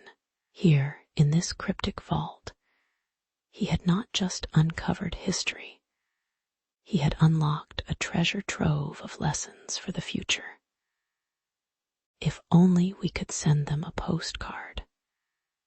Hey, future generations, don't ignore warnings seriously. It leads to floods and existential crises, he mused, his laughter echoing off the dilapidated walls. As they stepped back into the light, a sense of purpose pulsed between them, igniting their journey not as mere explorers, but emissaries of a lost world, armed with stories that needed to be told. As dawn broke over the sun-scorched plains of what was once the great Indus Valley, Arjun and Leela found themselves standing amidst the relics of a civilization that thrived thousands of years ago. The air buzzed with the electric thrill of discovery, blending with the earthy scent of ancient bricks stirred by the wind. Armed with shovels and an insatiable curiosity, they had unearthed secrets wrapped in the dust of time, treasures waiting to be shared. That very morning, they prepared to reveal the mysteries of the Harappan civilization, the great minds and meticulous planners who first turned mud into marvel.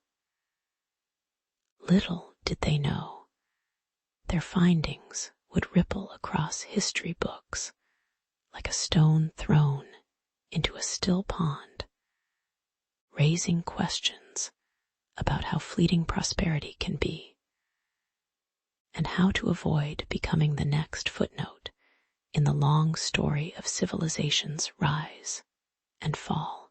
With each artifact unearthed, Arjun and Leela felt the pulse of the past thumping energetically in their chests, like they were catching glimpses of a grand party they weren't invited to, but desperately wanted to attend. They uncovered pottery with exquisite patterns that spoke of artistry and function, and seals depicting animals that seemed to leap off the stones. Remembering a scene from Indiana Jones, they joked about needing a fedora, but instead they donned dusty gloves. Yet, despite the playful banter, a profound weight settled over them. These discoveries weren't just objects. They were echoes of the lives once vibrantly lived. Lessons on sustainability tightly woven into the fabric of Harapan society. The irony wasn't lost on them. In their quest to tap into ancient wisdom, they sought to revive practices of harmony with nature that our modern-day society often neglects.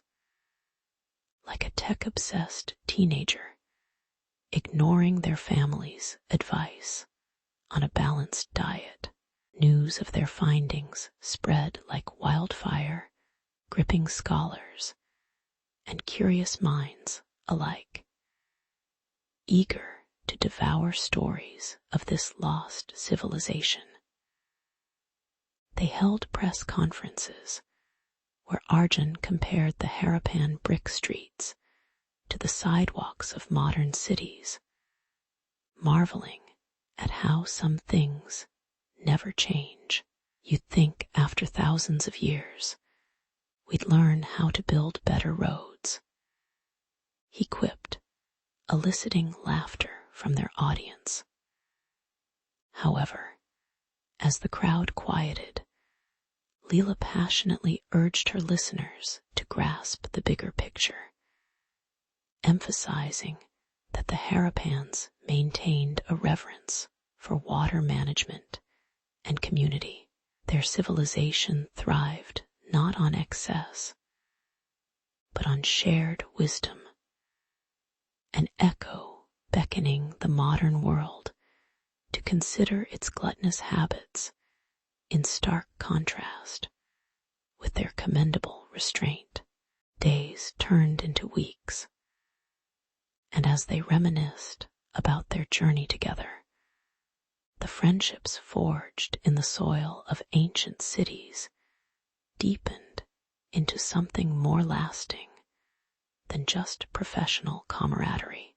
After long evenings spent over cups of steaming chai, they recounted tales of their respective pasts. Arjun's grandfather, who adorned himself with war medals, and Leela's grandmother, whose stories danced like fireflies in the night. They had plunged into history's depths together, not merely as archaeologists, but as entwined souls seeking meaning in the whispers of the past. It felt akin to binge-watching a Netflix series, as each episode pulled them closer to the climax, realizing that the indomitable resilience etched into the Harapan narrative mirrored their own pursuits.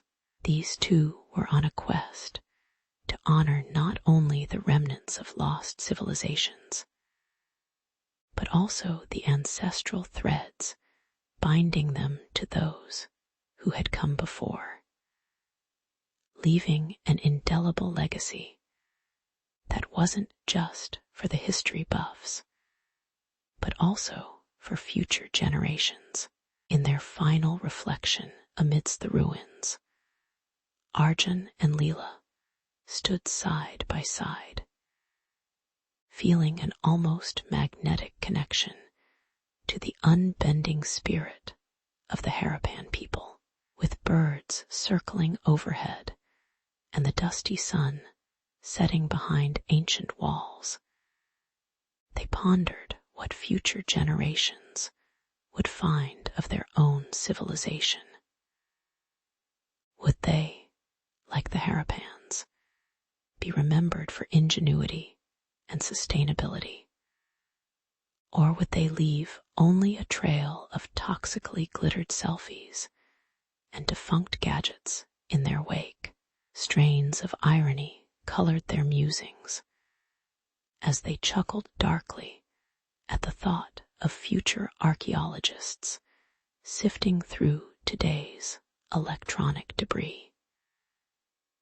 Their parting wish, an echo of the lessons they had unearthed, resonated in their hearts to honor the past not just as a relic, but as a guide, a roadmap toward a more sustainable future, reminding everyone that every civilization has a story worth telling and a lesson to hold on to in the heart of Chang'an, where the air buzzed with a cacophony of merchants hawking their wares, and the scent of spiced foods wafted through bustling streets. A young merchant named Zhen tightened his grip on a weather-worn map.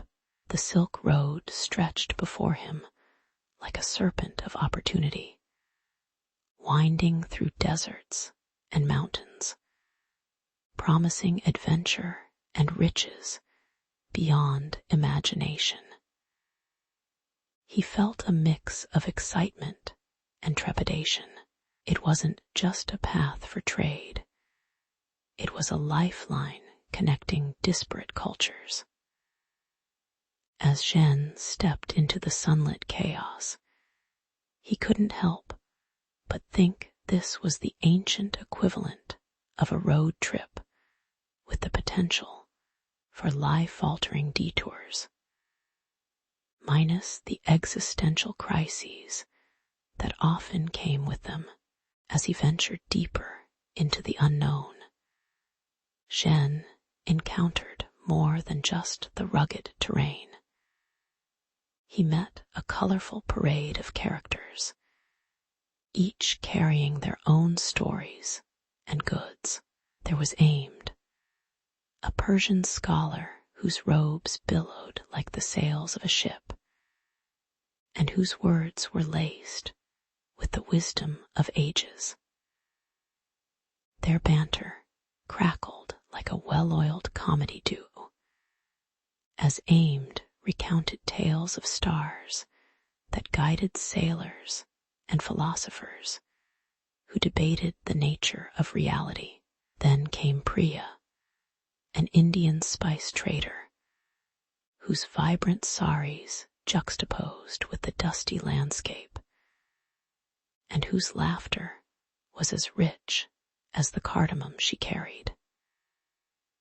Together, they formed an unlikely trio, united not only by their commodities, but also by an insatiable thirst for knowledge that would soon fuel their epic journey.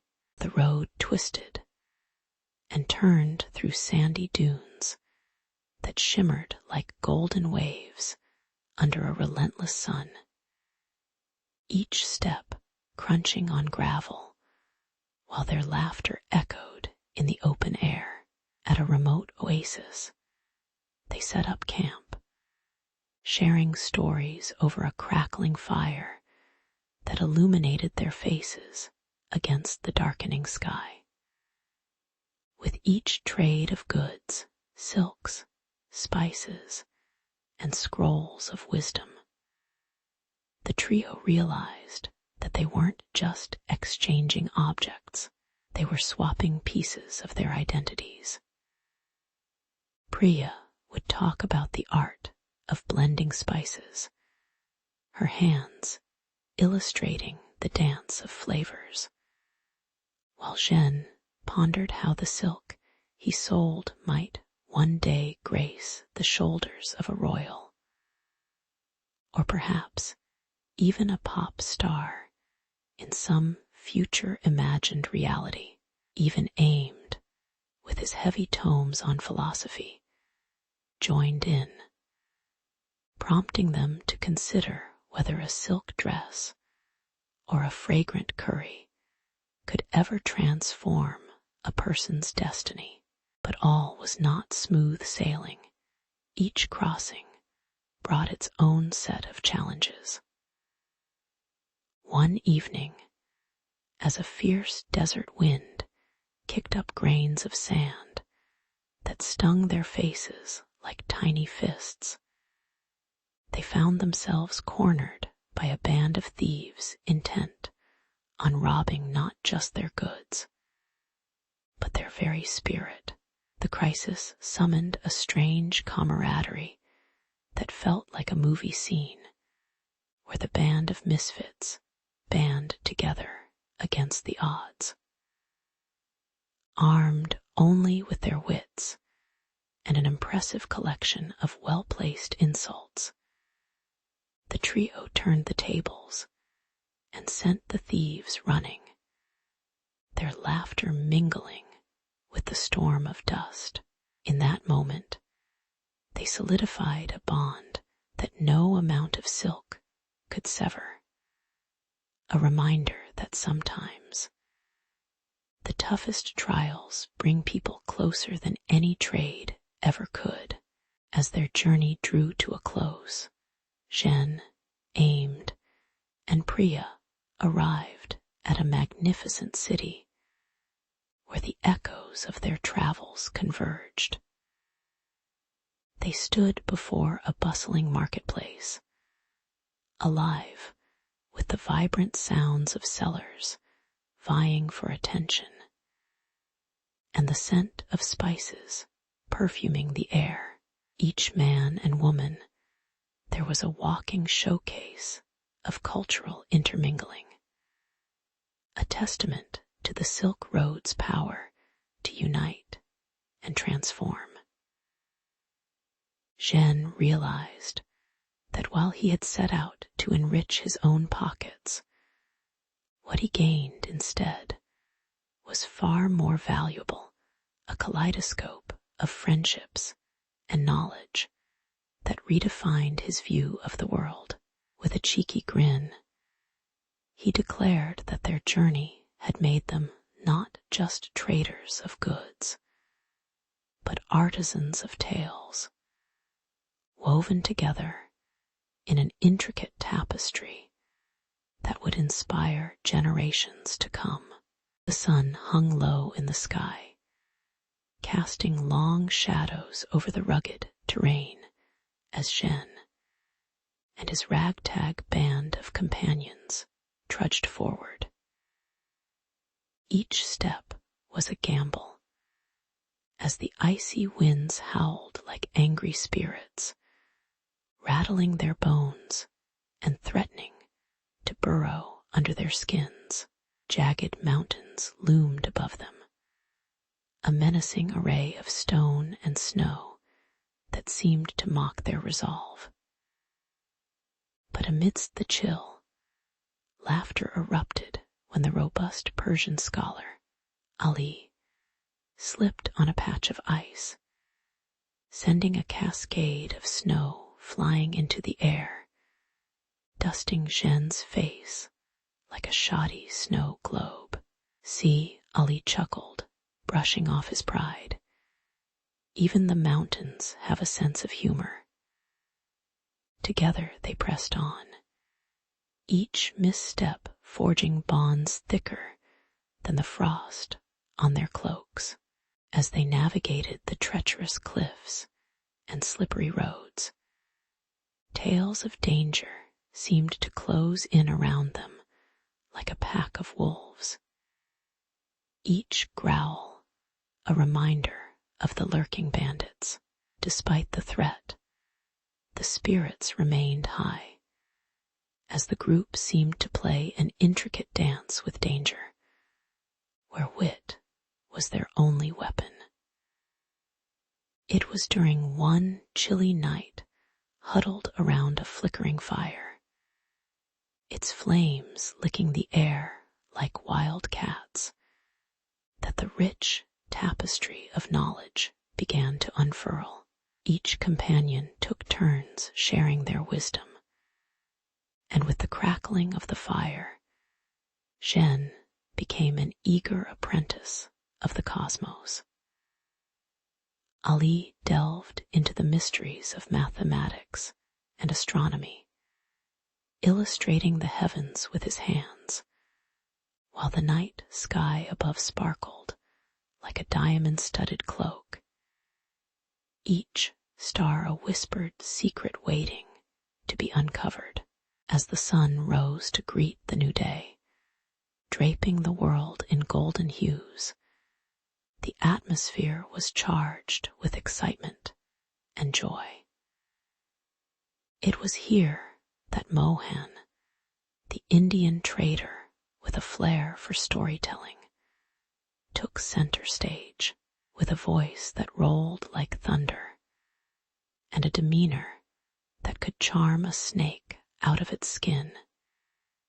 He spun epic tales of enchanted kingdoms, ferocious beasts, and heroic figures. His words dripped with the rich spices of his homeland, punctuated with laughter that echoed off the cliffs. As Zhen listened intently, he could almost taste the saffron and rejoice in the rhythmic pulse of ancient drums, as if he were dancing across the landscapes that were birthed from Mohan's tales. Each story became a thread, weaving their lives together, binding their hearts tighter than the rope that secured their wagons. Just as they began to feel like conquerors of the earth, a gang of bandits emerged from the shadows, their laughter as sinister as the knife you never see coming. But instead of panic, the companions rallied. With a wink and a nod, Ali whispered, "Let me handle this," and began reciting the Pythagorean theorem with all the passion of a Shakespearean actor on opening night. Before they knew it, the bandits were scratching their heads, baffled, and in that moment of intellectual swordplay, Zhen realized that knowledge was mightier than the sword, or, in this case, the knife. The confusion of their attackers gave the group the perfect opportunity to slip away, leaving behind a gang of bewildered, grumbling bandits who likely wouldn't even remember to rob their next caravan anymore. As they trudged deeper into the wild paths of the Silk Road, Zhen's heart felt lighter, carried not just by the provisions they shared, but by a newfound friendship. Each exhausting climb now came with the laughter born from shared stories, and every scrape and bruise gleamed with the glow of wisdom exchanged. They were not just travelers, they were scholars and storytellers, their destinies interwoven like the threads of the finest silk. Under the night sky, with the wind singing through the valleys like an ancient lullaby, they vowed never to forget the lessons tucked away in their hearts, the knowledge, the stories, the laughter, and even the icy pratfalls.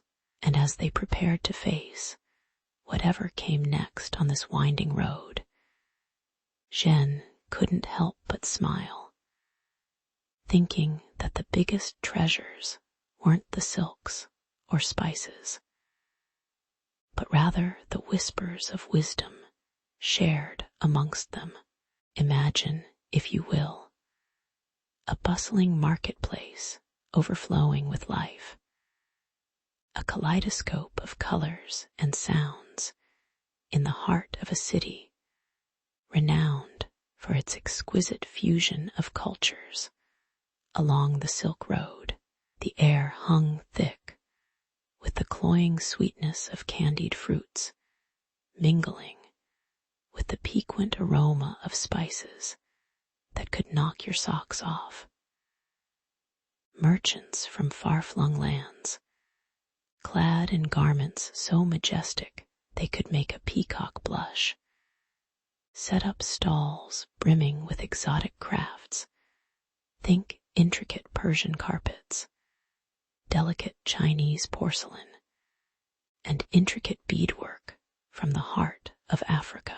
Laughter and chatter filled the air like the chaotic soundtrack of some epic blockbuster, while the rhythmic drumming of hands on tables created a heartbeat that seemed to pulse through the very ground beneath their feet.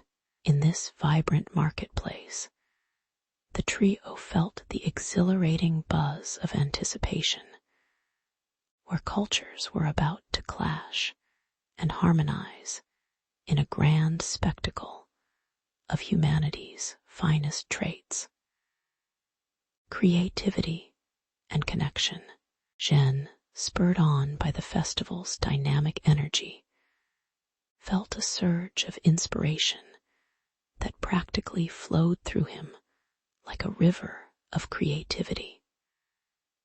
With the heart of a bard and a flair for the dramatic, he found himself at the center of an impromptu gathering, sharing tales from his homeland, shiny dragons, and brave warriors dancing like fireflies in the night. His words painted vivid pictures, and the delighted audience hung on every syllable. As their laughter swelled and mingled with the aroma of sizzling skewers of meat being grilled to perfection nearby, as he wove his stories of family traditions, where the moon brought families together for feasts that could put Thanksgiving to shame. Zhen realized that he wasn't just sharing his culture. He was building bridges that spanned continents. The atmosphere grew heavy with camaraderie. Everyone seemingly united under that great festival banner, fluttering in the warm breeze, like something out of a fairy tale, where differences met not with scorn, but with a hearty handshake and a smile. But the harmony was fragile, like an eggshell teetering on the edge of a table during a heavy metal concert. As night descended and lanterns glowed like tiny stars scattered across the ground, tensions began to bubble to the surface. Mismatched beliefs clashed like cymbals in an orchestra where nobody bothered to read the sheet music. The clash of opinions could have given a heavyweight bout a run for its money. One merchant from the north, excitedly peddling his fur, found himself arguing with an artisan from the south, proud of her light, flowing fabrics, about who had the superior crafts. Meanwhile, the spicy smells of sizzling dishes turned sour as voices rose, casting an unforeseen shadow over the once jubilant gathering. A festival that had teetered on the brink of chaos, threatening to morph into a soap opera worthy of binge-watching on a rainy afternoon. Yet, amidst the arguments popping like unwanted popcorn kernels, Jeanne saw a glimmer of hope, like a needle in a haystack, or more accurately, a pizza slice in a salad bar. Taking a deep breath, he stepped between the feuding factions, standing tall like a hero from an adventure film. What if we celebrate our differences instead of letting them divide us? He proposed, his voice resonating through the garden of assembled souls. A kitchen like no other. Imagine a tapestry woven from our stories, shimmering with our experiences. The skeptics silenced into thoughtful murmurs, and slowly, a curious spark ignited as others, intrigued, began sharing their own stories, transforming tension into dialogue, like a jazz band improvising a sweet melody that just might win over the crowd after all. In that moment, laughter returned, resonating through the air like a pop song on replay. A joyful reminder that life tasted best when infused with a splash of diversity. As the festival swelled back into its earlier vibrancy, the merchants began to collaborate, blending cuisines and crafts, as if spaghetti and sushi decided to marry in a culinary fairy tale wedding. The clinking of glasses filled the air amidst the delighted shouts of children, and the smells of street food now wafting together in a delightful culinary symphony. It was a carnival where everyone had a seat at the table. The festival became a celebration of life itself, a reminder that every thread, every flavor, and every story enriched the grand tapestry of humanity. As Jeanne basked in this newfound unity, he couldn't help but think, hey, maybe this is the real magic of the Silk Road after all. Picture a bustling festival where the air is thick with the aromas of roasted meats and spiced pastries, mingling in a dizzying dance. It was supposed to be a time of joy, yet the tension crackled like a live wire. Traders snarled at each other, eyes darting like frightened rabbits, as rival factions loomed like storm clouds overhead. Amidst this chaos, brave Jeanne stood tall, a lone figure in a sea of discontent. What if, just hear me out, folks, he declared, his voice cutting through the din. We all showcase our crafts together. Cue the skeptical raised brows and the side eyes. It was like suggesting a karaoke night at a funeral, but he had a spark of hope, and maybe, just maybe, a bit of madness to boot. Jeanne waited, heart pounding like a drum solo in a rock concert, as murmurs rippled through the crowd. The leaders from conflicting factions stared each other down like cat and dog neighbors on the brink of World War III. After what felt like an eternity, filled with the kind of awkward silence that could make a mime squirm, a reluctant agreement emerged, though it was about as enthusiastic as a kid being told to eat broccoli. The idea was simple. Each culture would showcase their crafts, their music, their story, and the chaos began to slowly unfold into something unexpectedly beautiful. The clash of colors, sounds, and fragrances began to transform the festival into a vibrant tapestry, stitched together with threads of history and human connection. As the sun dipped low, casting a golden glow across the market stalls, the performances kicked off. Drums thumped and danced in sync with the pulse of excitement, while intricate silk tapestries whispered tales of ancient journeys. One could almost hear the fabric rustle like the leaves in a harmonious breeze.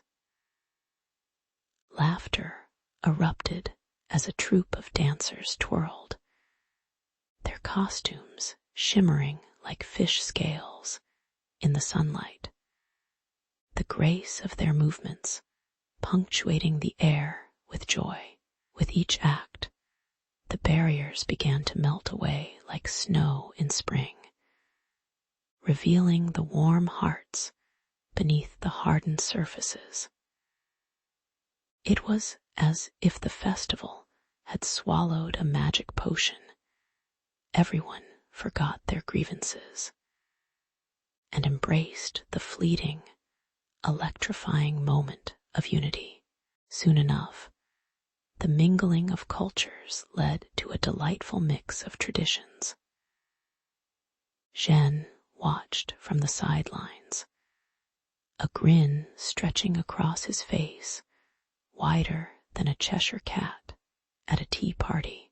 Someone from the north baked pastries with spices so exotic they'd make even a cinnamon roll wobble with jealousy, while the southern singers belted out tunes that had everyone swaying like trees in a gentle wind. The shared laughter echoed like the joyous giggles of children, with faces painted and hands dusted with flour. Or was that flour mixed with misery from some epic flower fight? It was a feast for the senses, the sounds, sights, and smells merging like old friends, happily reminiscing over a shared meal, their differences forgotten like a bad haircut from high school. As night fell, the stars twinkled overhead like judgmental cheerleaders. But down below, the mood was buoyant, charged with a sense of camaraderie that hadn't been felt in ages. Think Avengers assembling, but with less spandex and more spices. The festival transformed from an impending showdown into something majestic, a kaleidoscope of humanity woven together through laughter and artistry.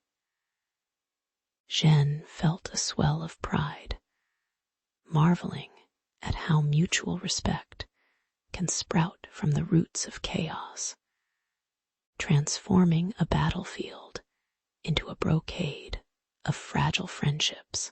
Finally, a deep breath filled their chests, not of resignation or tension, but of unity, where diversity wasn't just a footnote, but the headline act, crowned with love and laughter.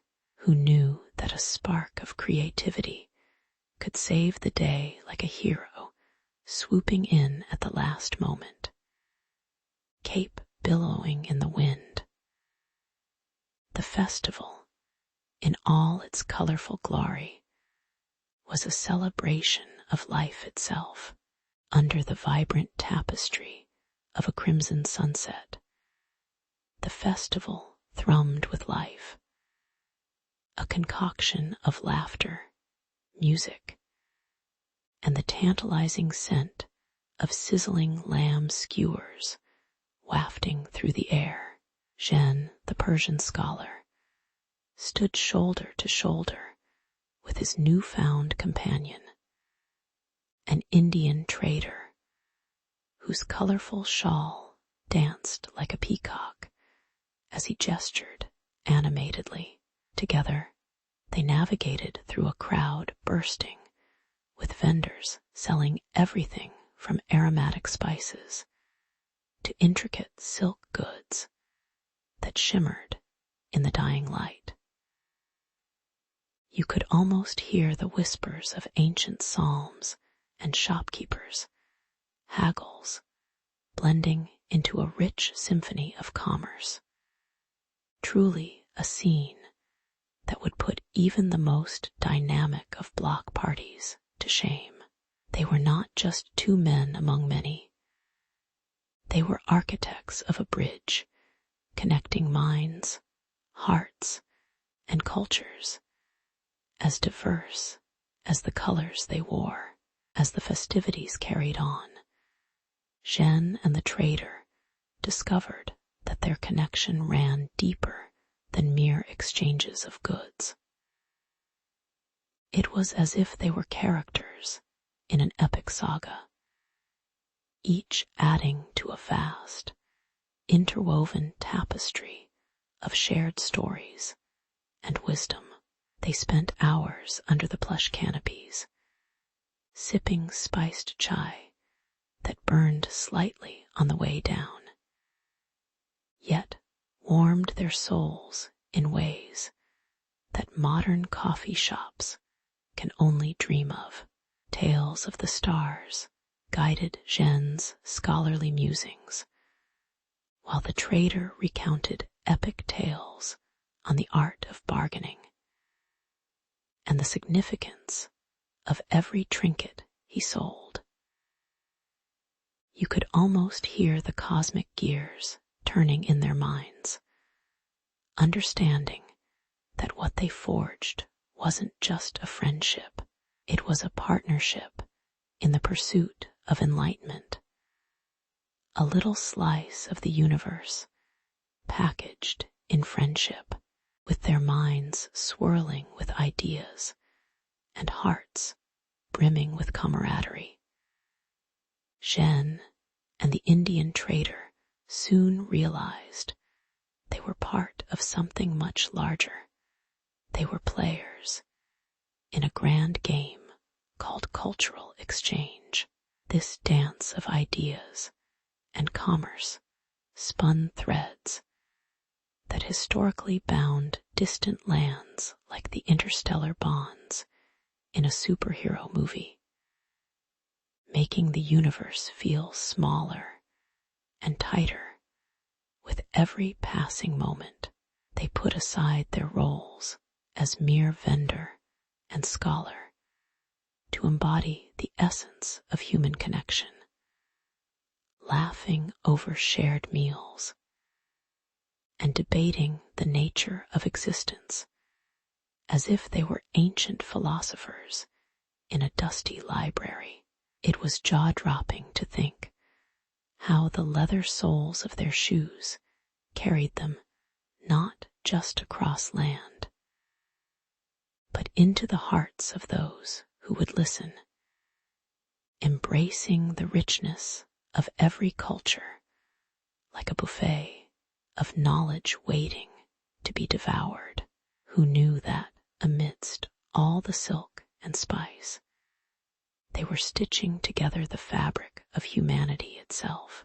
As they made their way back to their respective lands, the weight of their journey lay heavy on their backs, not unlike the feeling of lugging around an oversized suitcase packed with memories.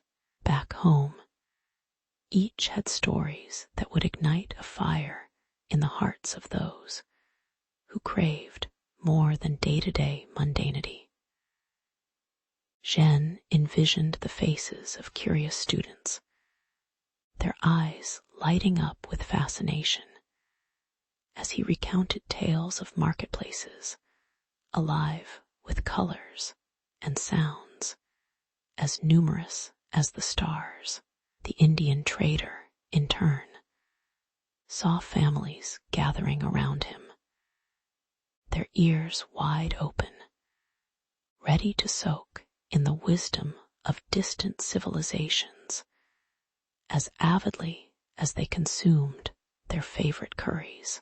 They didn't realize it yet, but with every story told, they were planting seeds of understanding in their communities, sprinkling a bit of the Silk Road's magic into their very own backyards.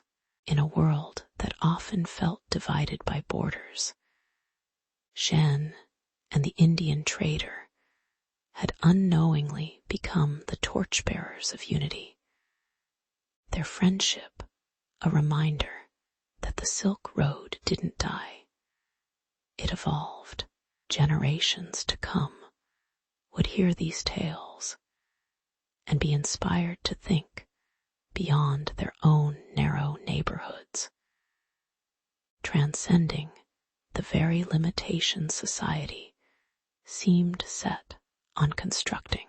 With their every word, they conjured a legacy that echoed through the valleys and across the hills, whispering to children at bedtime about faraway lands and the wonders they hold, like a never-ending chain reaction sparked by a mere idea. Their alliance would remind everyone that cultural exchange isn't just about trade. It's the ultimate superpower that fuels the human spirit. And who would have thought that all it took was a festival, a few laughs, and a willingness to share food and stories. It really is a small world after all. Picture this. Summer 1587. A fleet of ships slicing through the choppy waves of the Atlantic like a knife through soft butter. A motley crew of colonists, their hopes as high as a kite, huddled together on the deck, their stomachs churning like the tempestuous sea around them. At the helm was John White, a man whose determined gaze could probably tame a grizzly bear. With the salty spray of ocean mist clinging to their faces, and the scent of adventure wafting through the air, they were buoyed by dreams of a fresh start on Roanoke Island.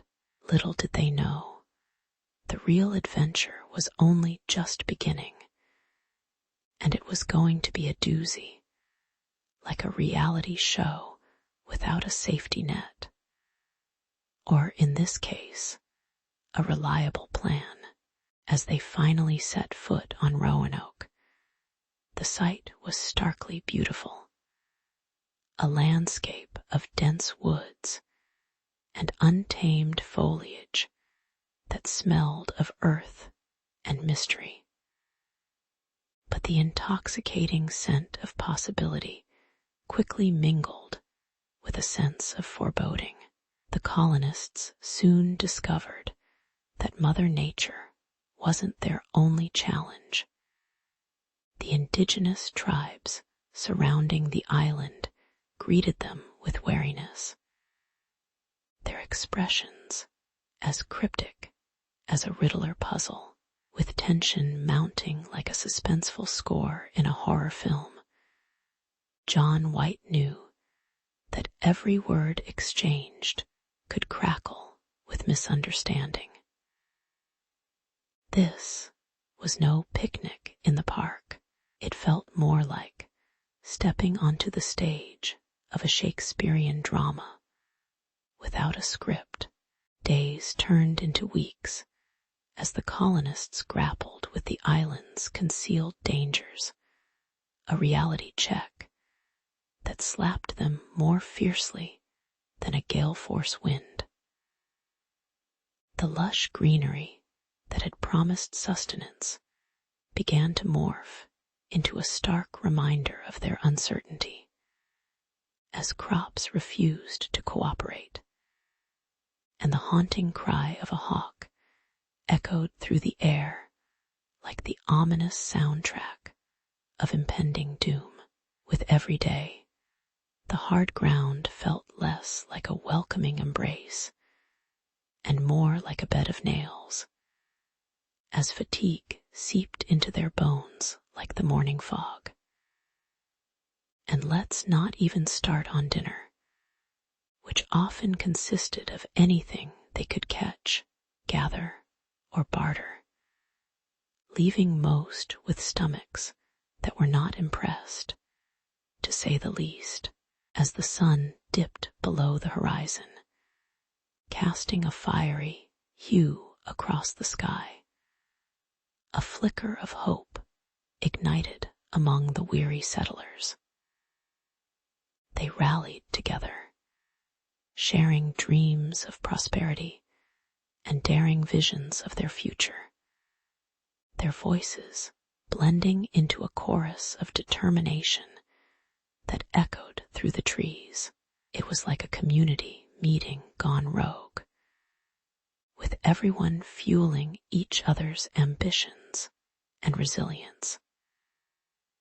But beneath the surface of shared aspirations, a simmering pot of anxiety began to bubble, mingling with their resolve. The reality of their vulnerability weighed heavily in the summer air, thickening like molasses, as the settlers realized that every step forward could lead them down a treacherous path to places they never intended to go. So there they stood, surrounded by the vast wilderness, their hearts pounding not just from the thrill of the unknown, but also from the prickly reality check that lay ahead. John White, ever the steadfast leader, fought to maintain morale with stories of glory and triumph, the type of tales that would make any explorer want to shout, "Adventure awaits." But deep down, even he couldn't shake the eerily quiet whispers of doubt lingering in the air. In this uncharted territory, they were like actors in a play where the director had mysteriously gone missing, leaving them high and dry on stage. As the stars twinkled overhead, a reminder of the countless eyes watching their tale unfold, one thing felt crystal clear. This was just the beginning of a narrative that would unravel into a tapestry of mystery, heartache, and perhaps, just maybe, a flicker of hope as December's icy breath settled into Roanoke. The colony shimmered with frost, but the enthusiasm that once danced in the settlers' hearts began to wither. The biting cold gnawed at their fingers and toes, making every chore feel like an Everest expedition in a blizzard. Snowflakes, like tiny shreds of paper, floated down, blanketing the ground in a deceptive beauty that belied the despair creeping into the settlers' very souls. As the last remnants of their stored food dwindled, the sound of gnawing stomachs became the new background music to their daily struggles, a mix of hunger and desperation that no amount of jolly holly could cheer up. The cheerfulness that characterized their summer had been replaced by the bleak gray of winter, turning hearty laughter into cautious whispers and complaints about frozen toes. As morale drained faster than a leaky barrel, Tensions began to bubble over like a pot left too long on the stove, except this pot was full of conflict. With frustration bubbling under the surface, debates about everything from hunting rights to food rations became fierce. Echoing through the austere winter landscape, John White, with the anxious eyes of a dad losing his kids to a game of Monopoly, sensed the growing unrest and knew he had to make a tough call. Setting aside his own fear, he made the gut-wrenching decision to sail back to England for supplies, basically leaving the colony like a parent who promises a trip to the amusement park, but instead takes a detour to the grocery store. The colonists stood on the shore as his ship faded into the horizon, uncertainty wrapping around them like a damp blanket that no amount of firewood could dry out. In the stillness following White's departure, the whispers took on lives of their own rumors about storms darker than the plot twists in a reality TV show began to swirl like winter winds. The settlers, already starving and weary, were now faced with the prospect of ominous weather and violent skirmishes with local Native Americans, who, let's be honest, were likely not happy about the new neighbors invading their territory. The air thickened with tension, and the bushes rustled ominously, as if even the wind was gossiping about the colonists' ill fate. The watchful eyes of the natives, while not hostile at all times, now looked upon the colonists with a mix of curiosity and caution, much like cats sizing up a new dog in the house. Such precariousness brewed anxiety, causing even the most basic of interactions, trading, greeting, to feel heavier than a pot of collard greens. Mornings turned to nightmares as the relentless cold swept through the settlement, causing cheeks to blush with frost rather than health. And the once grand visions of thriving civilization began to erode like sandcastles at high tide. Bread made from grinding acorns and bark became the staple if you could find the acorns.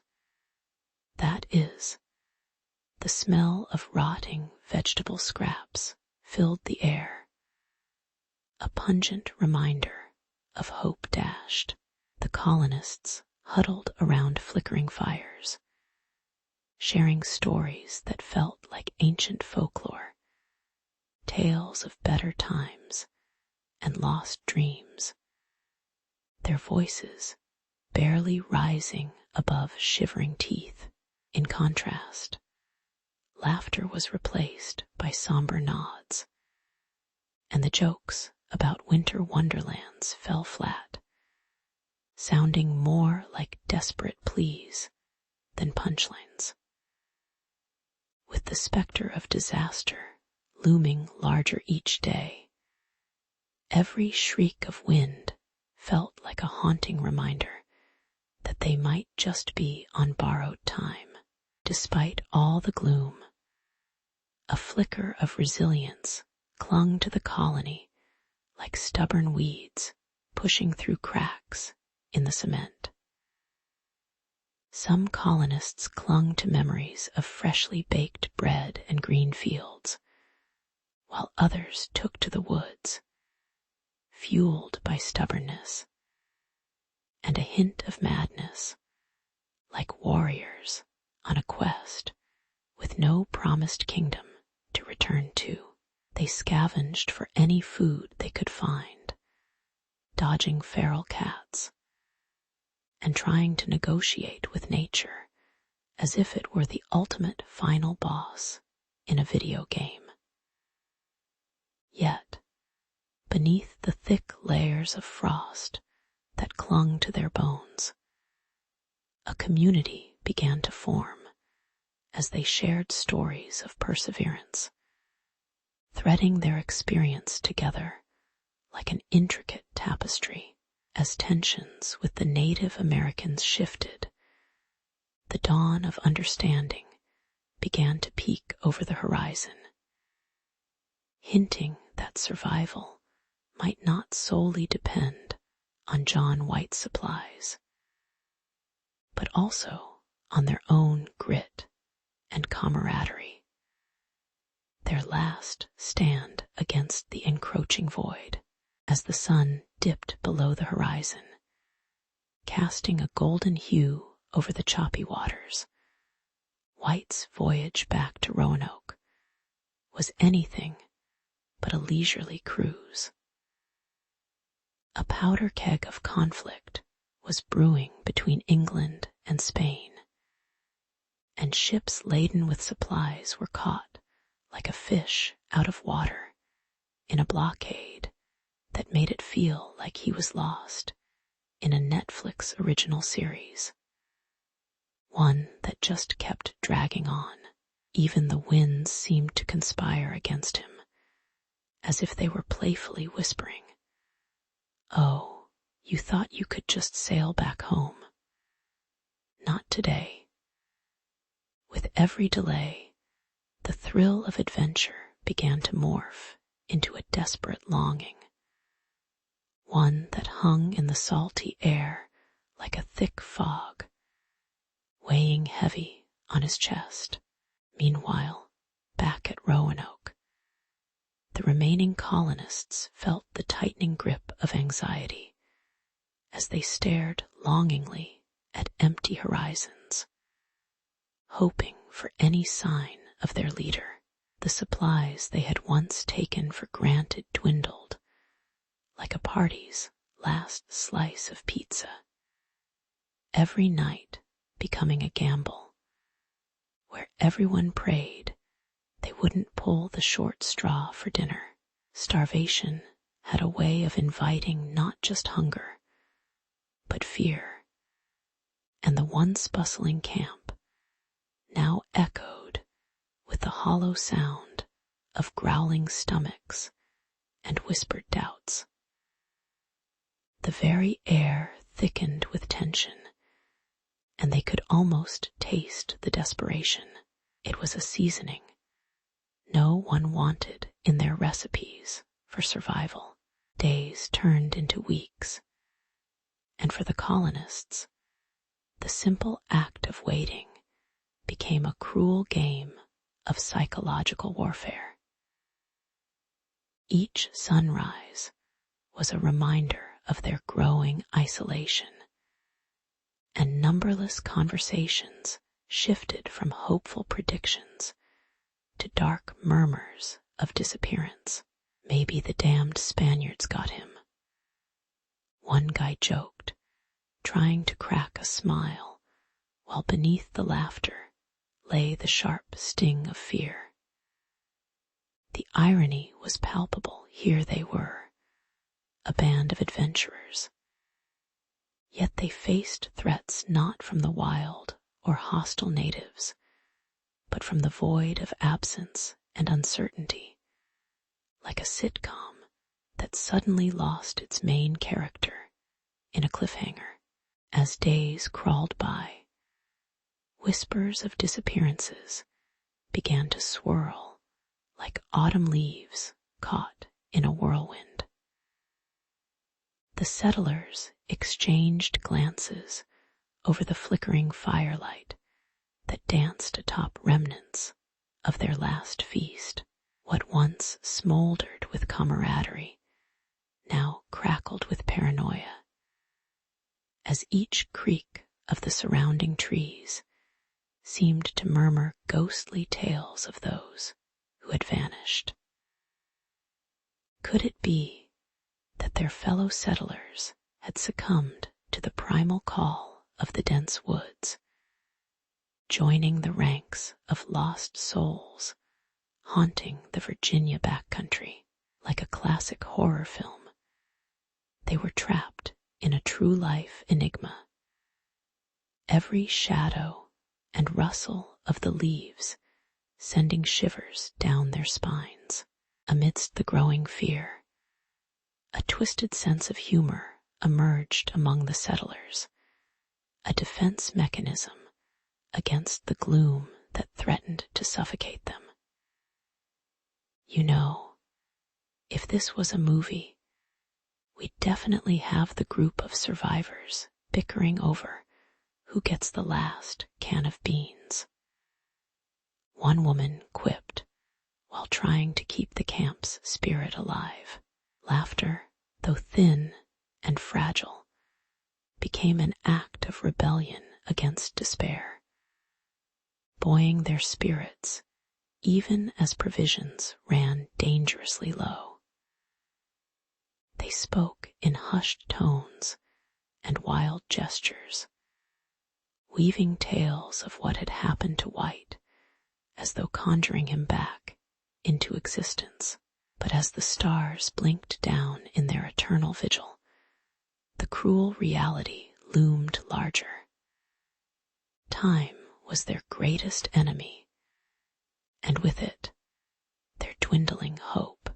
The salty breeze whipped around John White as he stepped off the boat.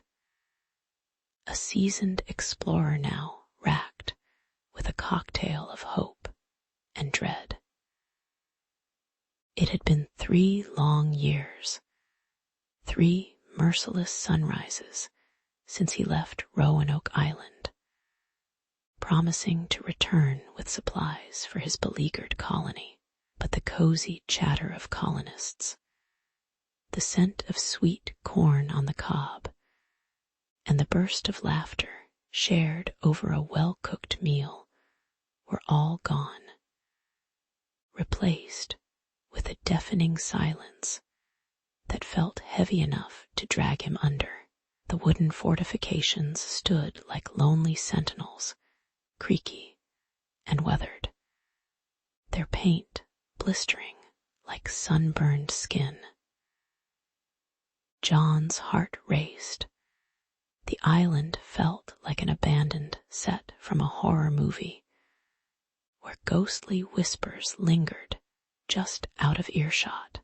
As he surveyed the desolate landscape, his keen eyes caught a flash of stark white against the weathered bark of an ancient tree, Croatoan. It read, etched into the wood with a haunting permanence. At that moment, it was as if the words themselves were mocking him, the mystery of their meaning twisting into a riddle more perplexing than any puzzle he'd encountered during his voyages. Did it signal a peaceful relocation to the nearby Croatoan island? Or was it a desperate cry for help from his fellow settlers? John felt a trickle of ice creep down his spine as paranoia seeped in. And suddenly, the thought of lurking dangers, hostile natives, treacherous weather, or worse yet, a chaotic betrayal from within began to dance through his mind like restless shadows.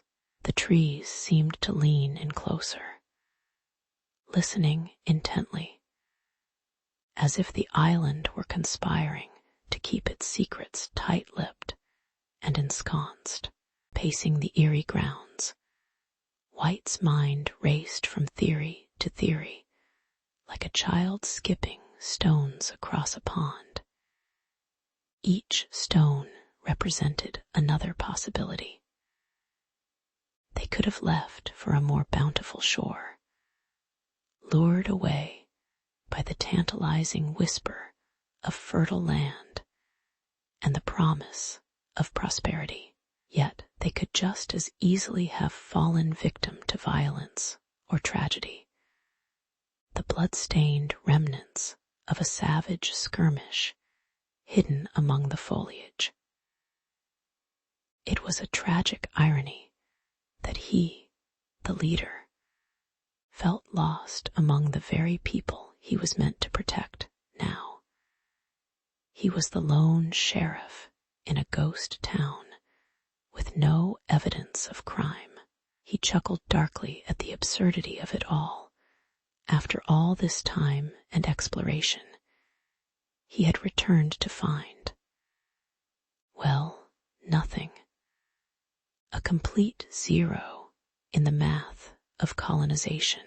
As dusk began to shroud the island in eerie tones of twilight, the air grew thick with tension and uncertainty.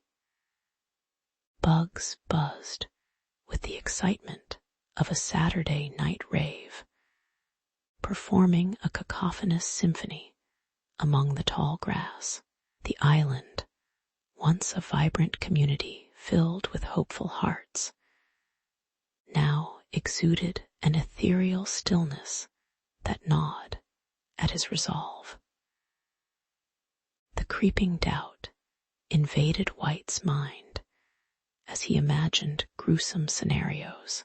Perhaps the colonists had succumbed to illness, or worse, had they mingled with the natives, only to end up like a scene from an unfortunate B-movie. Breastplates clashing, arrows flying, and chaos reigning. The reality of his comrade's fate felt like a specter, looming ever closer, palpable and daunting, while he stood frozen, angry at himself for not seeing the storm clouds overhead before the first drops started falling.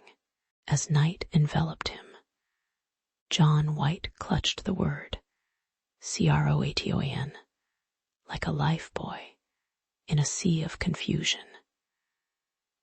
There was something profoundly bittersweet about the mysteries the world presented, like a magnificent novel that dangles the plot twist just out of reach. Would he ever uncover the truth? Would he dash back to England with tales of adventure that culminated in nothing more than horrified bewilderment?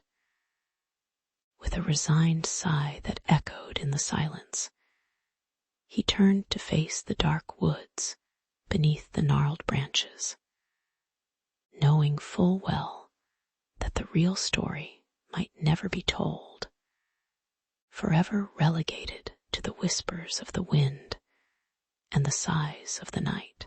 Picture this: a sweltering summer day in 1587, where the air is thick with the scent of salt and the distant cries of seabirds.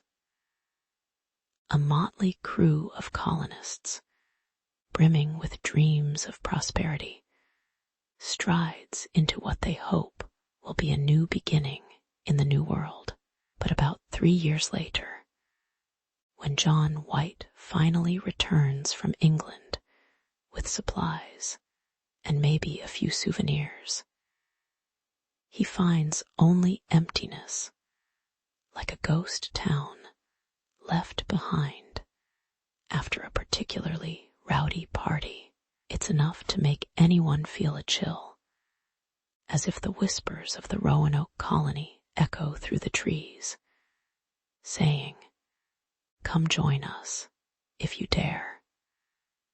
The legend begins, as curious minds spark theories, some as wild as a fever dream after eating too many bad oysters at a beach picnic. Was it the native tribes, those mighty warriors of the land, armed with bows and arrows sharper than a sarcastic remark at a family dinner, had every reason to invite, or maybe forcibly include the colonists in their world. The idea that the colonists might have assimilated into local tribes is a tantalizing theory. Imagine a British gentleman trading his ruffled collar for a leather tunic, dancing around a bonfire while sharing tales of his previous vegetable garden endeavors. Yet one can't help but humorously wonder, how many evenings does one spend around a fire before someone starts craving a nice cup of tea? Perhaps the colonists just wanted to spice things up a bit.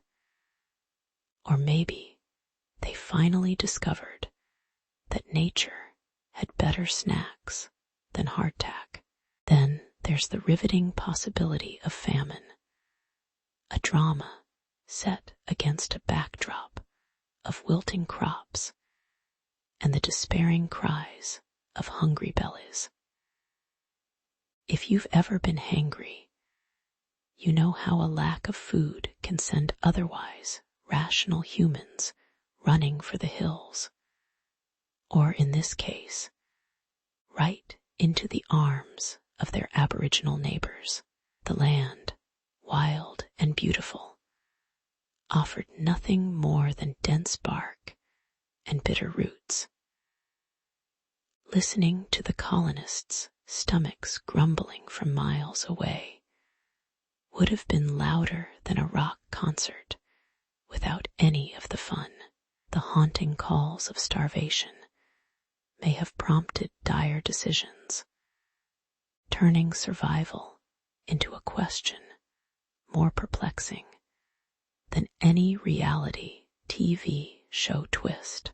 As we thrum through the ages, Roanoke grows into a myth that rivals the legends of King Arthur, or perhaps the never-ending saga of how many licks it takes to get to the center of a Tootsie Pop. Each generation spins their own thread into the grand tapestry of what could have happened.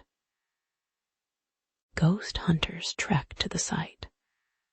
Locals spin tales like they're casting fishing nets, and historians sift through old logs like detectives on a sitcom. The whispers of the colony's loss become a siren song that draws in every curious kid and armchair explorer, all eager to uncover that elusive missing piece of history. It's amusing to think that perhaps the colonists, if they ever saw a time machine, would be supplying us with more shout-outs than anyone on social media today could imagine. Ultimately, the enigma of Roanoke weaves itself so tightly into the fabric of American folklore that it feels like an old family quilt, frayed edges, wild patterns, and stitched together with wild imaginations. It reminds us that the past is not just about dusty old books and long-forgotten maps. It's alive, flourishing in our storytelling, whether around campfires or on late-night talk shows discussing mysterious disappearances. So, as we ponder the fate of those colonists, let's raise a glass to their legacy, a mystery that mysteriously manages to tantalize and haunt us like an unexpected jump scare in a horror movie. Perhaps one day, a clever space archaeologist will discover the truth.